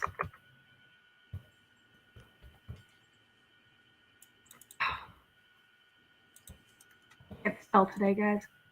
Ozark Mountains. Here we go. Ozark Mountains. Oh, I don't want to walk there. Crying out loud. 300 miles. five and a half hours south of the Ozark Mountains. Okay. Five and a half hours south of Branson, Missouri. I'm trying to see where it's on the river. I wonder if it was a strategic point that would, if something did happen in that city, what kind of point is that? If it was the Ozark Mountains, I would say, yeah, I could believe that it has foreign troops there, but I just got a feeling when I saw this video. It gives me an ISIS, when they would send their videos of, we've got this person, we've got that person, and it's like, have you updated? Like, is this was the 27th, right? So what about, is it still going on, or? I believe it's still in effect, and they're using crime as a reason for the curfew and stuff. And nobody's made a TikTok about this or nothing? Actually, yeah, somebody has made a TikTok, and I know that a number of people are asking the same questions I have. Have we heard of anybody from there? Are they okay? And nobody can give us an answer. So if you know anybody that lives in Eudora, Arkansas, can you give us a proof of life and a wellness check? Because this is very disturbing to me. Do they have their sidearms on them, or I don't see, or they just walkie-talkie? I don't see any kind of weapon. Let's see here. Yeah, the guy on the left here, Look down on his thigh. There's his side. Okay, got a sidearm. Okay. Mm-hmm. And the guy on the right does not have one. Looks like this old guy right here. He's got a side piece on his. It would be his left side, right here. Yeah, that's weird. Yeah. Look at is that their town hall with the gift bags somebody opened up in the corner? Right. Yeah. Well, I mean, it might be a smart city. They might use the town hall as a church or as a a brothel at night. I don't know. We don't know what happens when they leave. Who comes in and just uses the That's very weird. She might be the mayor, the town banker. She might even be the the treasurer. We don't know. The paneling on that wall tells me they're in a very old building. Oh yeah. I was thinking a trailer, like an old trailer. Yeah. Yeah. Very weird. Yeah, Google says 131% crime rate. Yeah, they're using the crime. I get that. I understand that they want to deter the crime, but I'm sorry. This gives me ISIS vibes, and I'm gonna say it again. It really does. Yeah, it looks like, and I hope she's not being coerced into doing this. Like I said, if anybody knows anybody in Andorra, Arkansas, can you do a wellness check, a proof of life, and let us know. You and Hurricane Ann need to go right up there. Oh, I knew you were going to say that. Speaking of Hurricane Ann, I'm going to be on with Hurricane tomorrow night. We are going to be talking about, let me pull it up, fake alien invasion over on Blog Talk Radio. Oh, cool. Tomorrow night. Yeah, we're going to be talking about that. I'll put the link, put the link in the chat room for everybody. You guys can go there. I'll come on tomorrow night before we go live and give you guys the link as well. I'm not going to be able to broadcast it, I don't think, because I think I have to use my phone when I call in. So, but yeah, we're going to talk about that. But yeah, no, Hurricane Ann and we've been talking about going to a couple of places. She's coming to Chicago. We're going to do a little bit of research here, hopefully in the near future. And where was it you guys said you wanted us to go a couple weeks ago? Was it Vicksburg? Vicksburg, yeah. Yep. So I actually told her about that. She said she's game. That'd be interesting to find out about that. Yeah, road trip. That's right, road trip. Yeah, I would not mind doing that at all. So to finish up tonight, just want to get you guys your opinions, I guess, on the future of these smart cities. Do you think that people are going to push back on them, or do you think they're going to willingly go or willingly accept it when it happens? Let's go around the panel. I think it'd be a mixture of both. To me, it's some kind of strategy to separate people from their views, like who's going to go along with it, who's not. I mean, to me, everything going on right now is definitely like a who's with who. You know what I mean? If they can figure out who served who, they're going to figure it out, because they categorize everybody by if you follow, the rules that are put forth. Get your jab, or get do these things, just whatever these rules they put out. And if you don't want to get it, you're automatically a patriot. You know what I mean? Right. So I think it's, whoever does what they say, they'll be okay. Well, this, and then if you don't, I think and I think Trump's the face of the people. I think they never had a face to match this patriot movement, this militia movement, whatever you want to call it. I think now they have Trump to actually have a face to what they call domestic terrorism. Right. And by the way, we do not support domestic terrorists on this channel, despite what some people may say. Yeah. That's one thing I will not participate in any stretch of the imagination. Am I for the United States Constitution? Absolutely, I am. Do I believe in the constitutional rights of everybody? Absolutely, I do. But as far as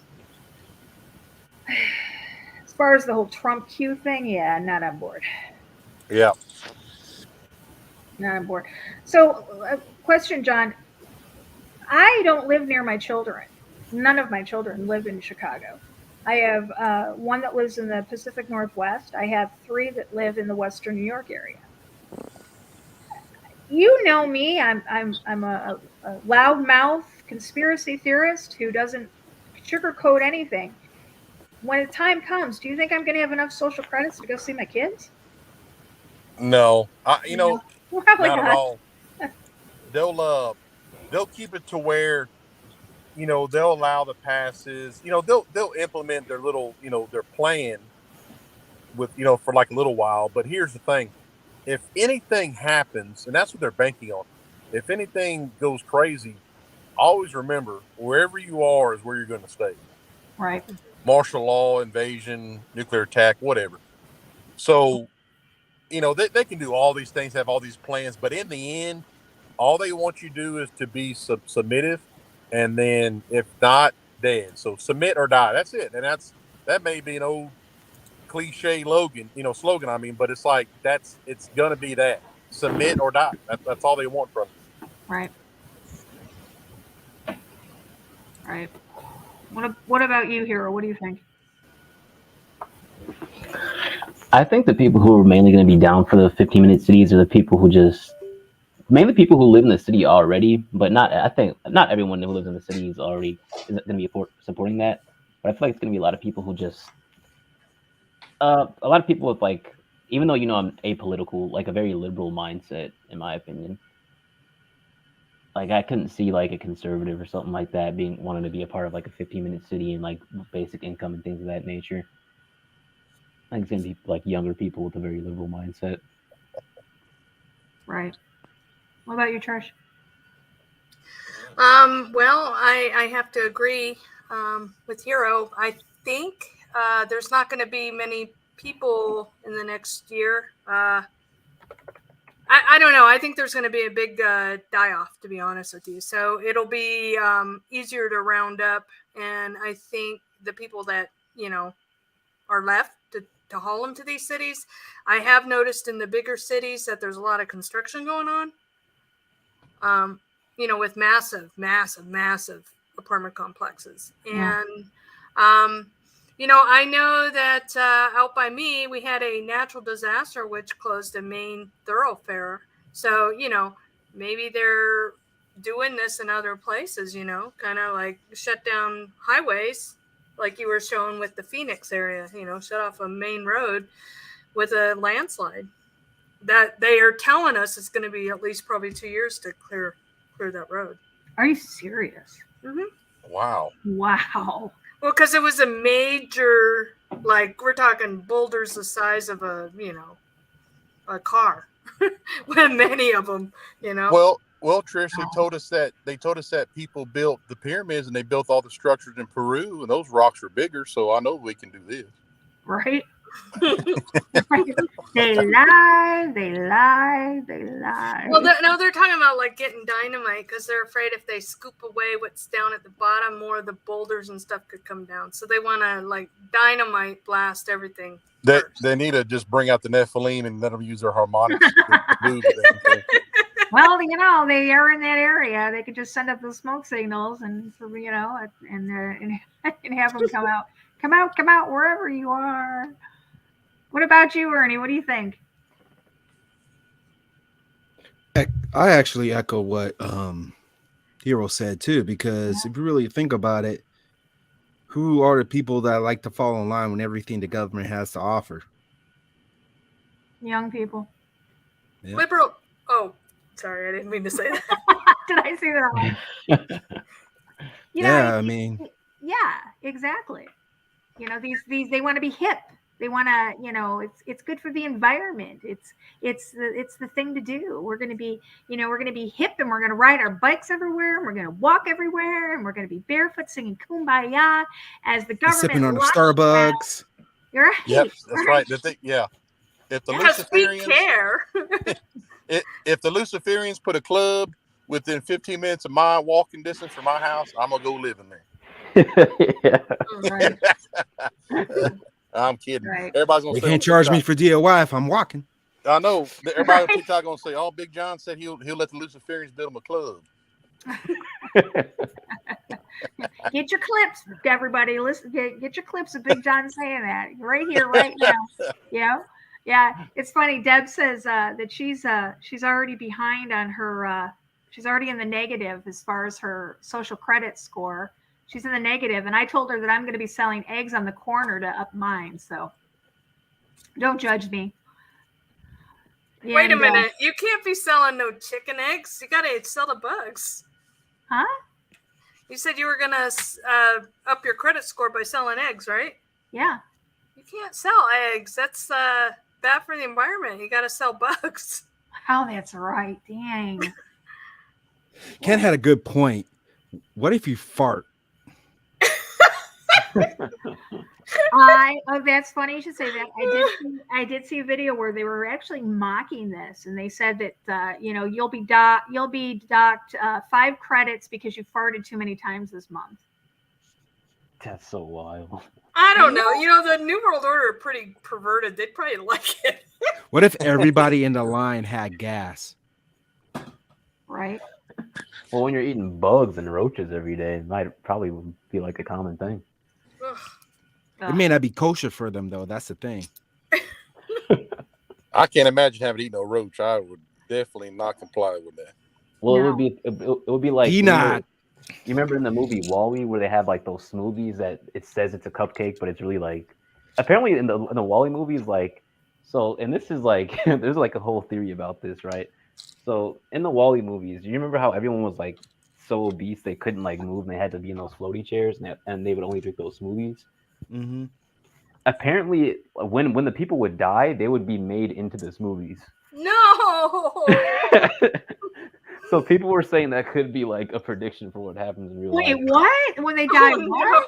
No. Like, because remember in the movie WALL-E's, everyone was so like obese they had to be in like the those floaty chairs, and everyone was drinking those smoothies all the time. Like no one would eat regular food; it would be those smoothies. So apparently, like because they had nowhere to like throw the bodies, unless they wanted to throw them in outer space, they would blend them up into the smoothies. Oh no! Oh, I mean, green. That's not too far off because they are trying to liquefy the bodies. Yeah. You know.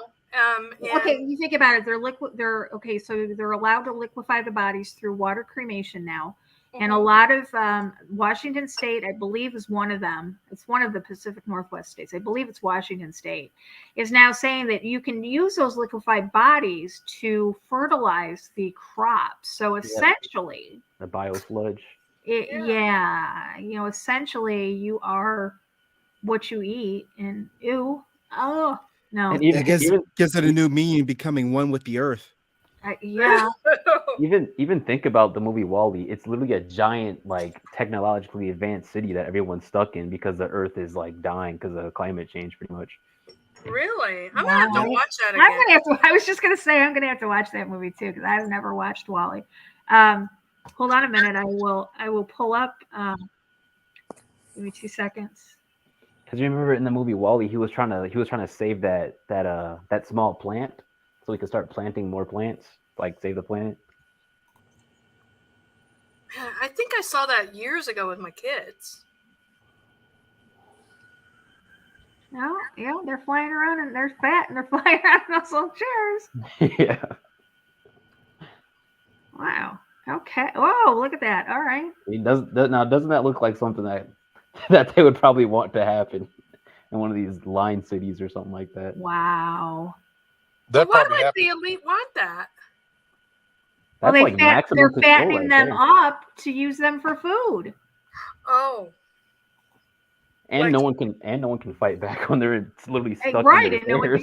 no one can fight back. You're in such bad health, you can't run, you can't fight back, you can't, Oh Lord, have mercy. I think they got that today with all the kids on iPads. Just nobody does anything. They just look at whatever the hell's on YouTube all day. Yeah. People eating people becoming people eating people. Yeah. Basically. There you go. Oh my goodness. Yeah, I don't think I'm going to be one of those people that goes willingly. But I can see, I can see how other people would. There was a 3 or 4 part series, and I don't remember what it was on. It might have been on TNT. It might have been on History. It was on a cable channel back in 2014, and it started out in Atlanta, and it started out with a virus being let out. And I remember, I think it was a 3-part. It was 3 nights, and they had a picture. It was the Atlanta was just decimated. Things were on fire. People were screaming. People were dying. People were running for their lives. It was chaos. And there was a big screen TV, and there was a guy up there who was nice and clean. And he said, if you're hungry, if you need a place to stay, we're here. Come with us. You'll be safe. You'll be warm. You'll be fed. And these buses would come around, and they would pick these people up and take them to camps and dispose of them. And I believe that we're not too far off from that type of scenario. If they make it bad enough for us out here, people will willingly follow the government. They want problem, reaction, solution. They cause the problem. They manipulate the reaction, and they provide the solution. The Hegelian dialectic. Yep. It's something that they've practiced for eons, and it hasn't changed. It never will. Why change the playbook when it works? Lori, you remember that movie that me and you were watching that was kind of cheesy, but it was very creepy at the same time, in which aliens came down to Earth and provided all that good stuff, and then the only thing they had to do was get rid of all the black people. Remember that? No. I think I know what you're talking about. I can't remember what it's called, but it's available on YouTube, and we were talking about it, and I sent you clip. No, you sent me a clip first, and I found the movie. Oh yes, I don't remember the name of it though.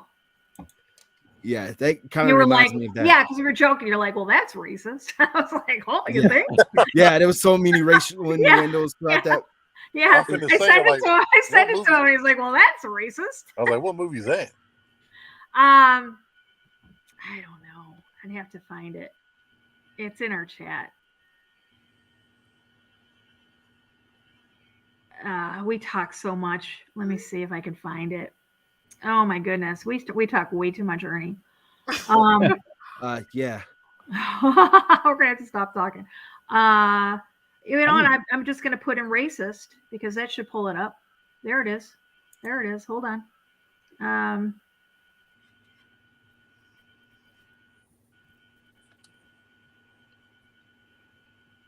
It's like a half an hour long, but it's Cosmic Slop.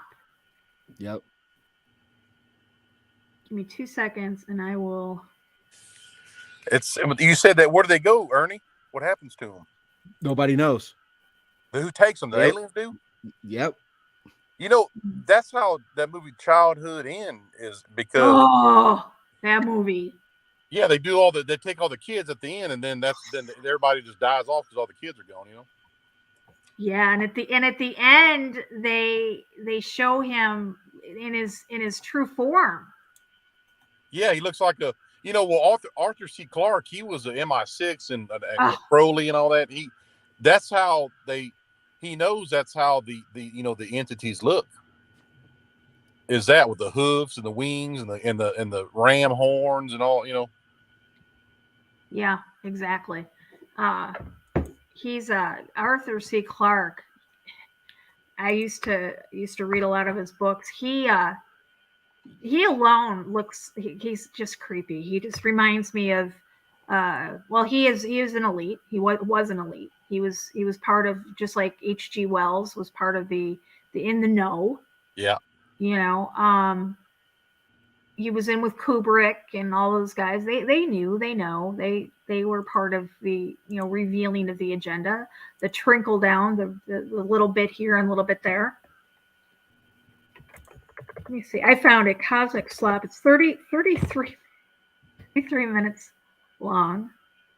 See if I can find the trailer for it. I wish there was like somewhere I could go to learn how to just live in the wild. To figure out how to do that. Just to live on your own. I think this is it, guys. Hold on a second. Well, I'll tell you what.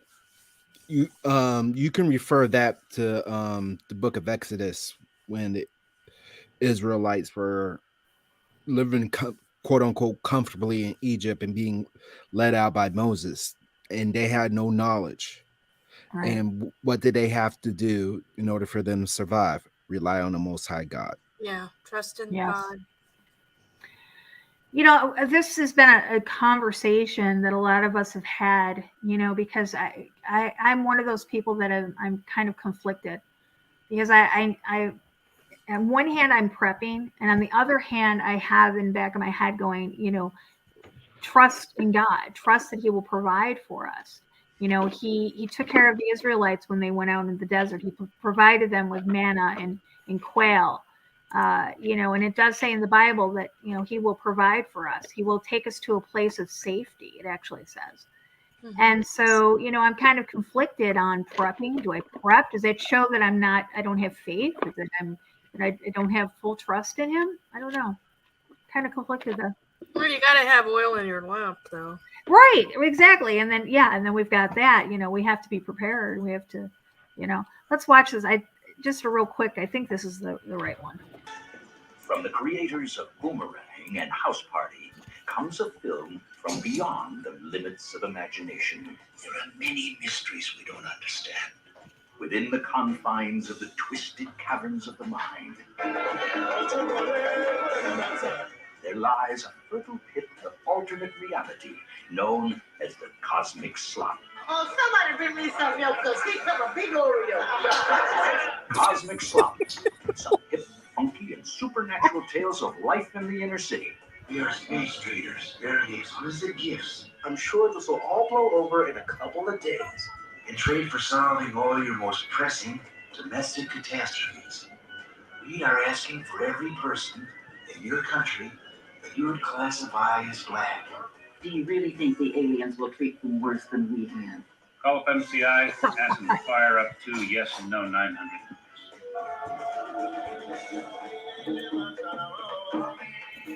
Santeria is the religion of their ancestors. The church will not tolerate pagan traditions and practices. You do believe in miracles. As he does it. Right. You must look for Jesus. They said he was coming, but he ain't showed yet. So what is it? I won't say. Learn your weapon and wait for instructions. It's a sign.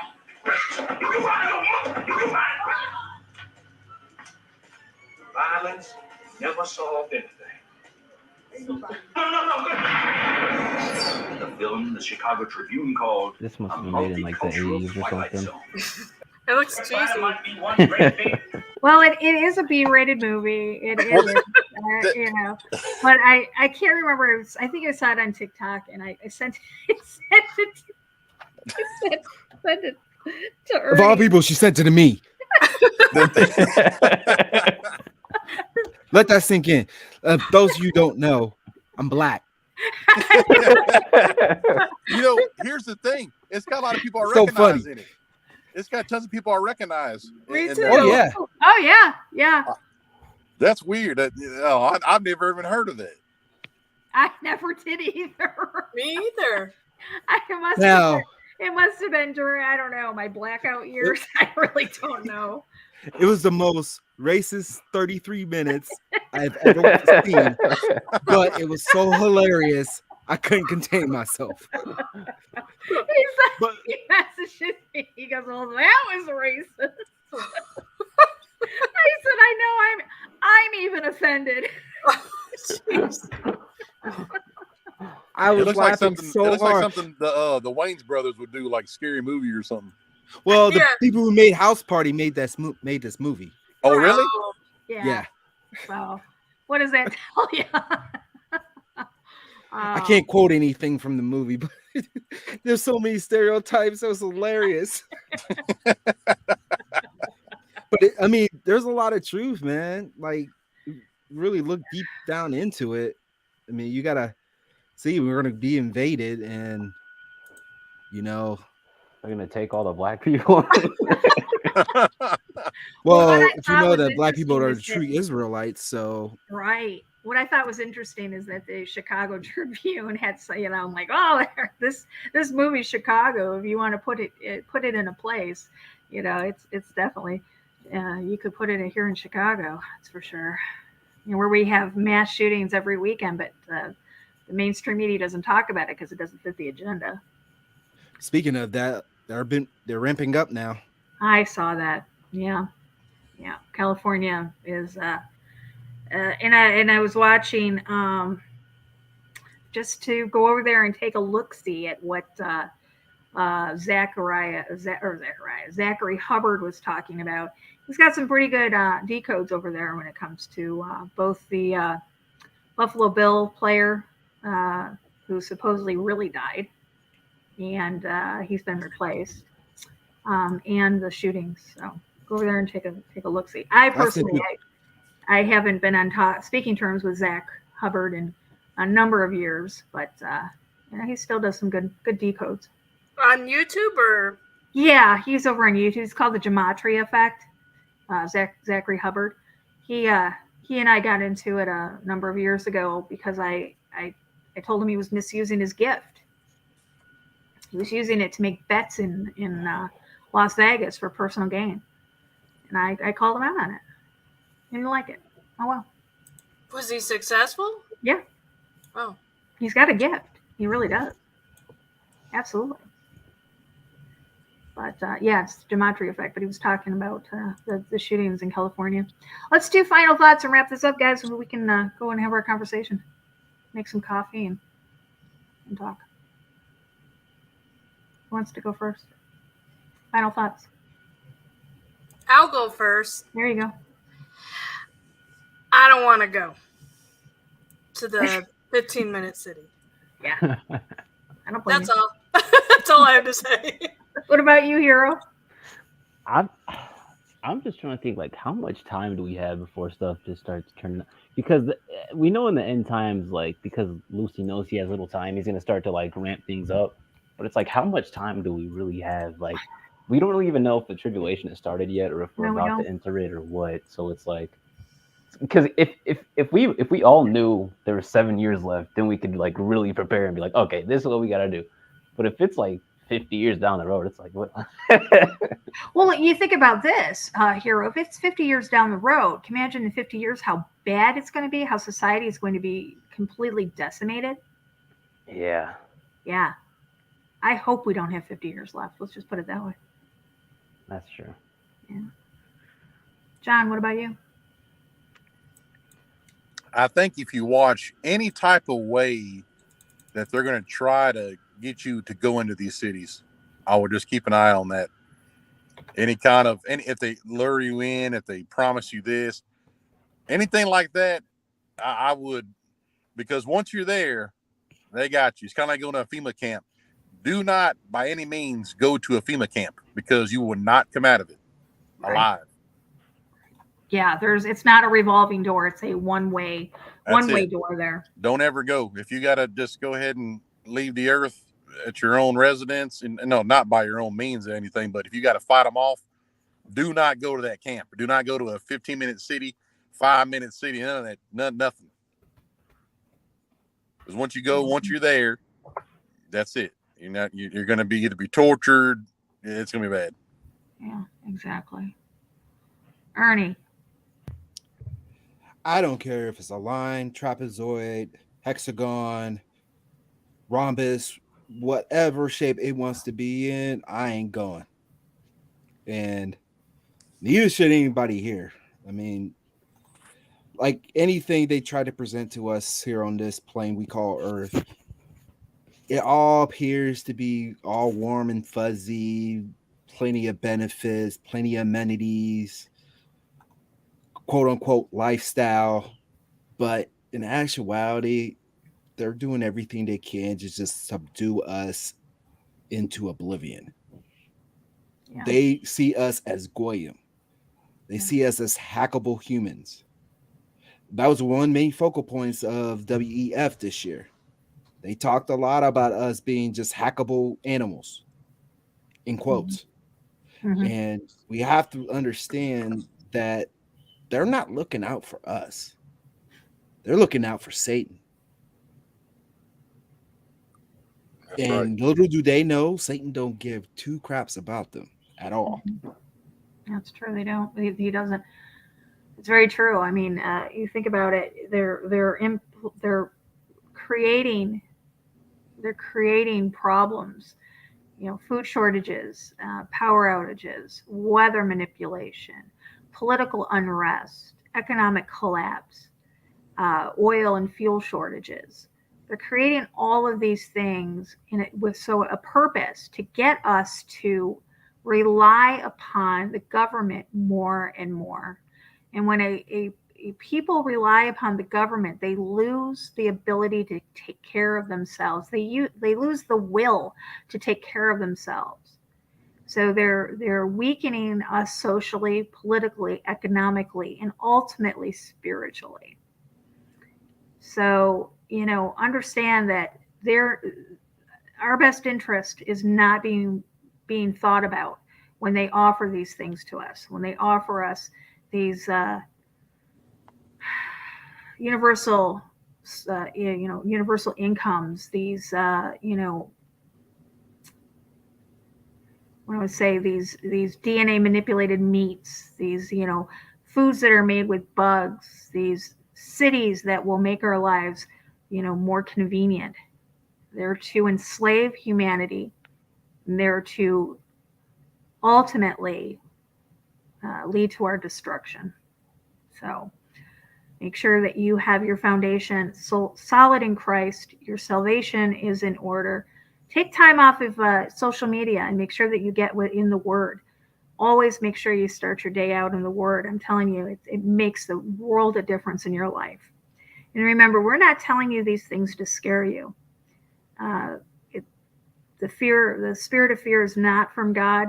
We don't put that to you. We just want you to have the ability, to have the information, to do what's right, to make the proper decisions for yourself and your family. And as always, guys, I want to thank everybody in our chat room. I want to thank all of our moderators for joining us, for helping us out, for joining us. And we will be back. I'll be back tomorrow afternoon and let you guys know about tomorrow night's show. And until next time, guys, eyes open, no fear.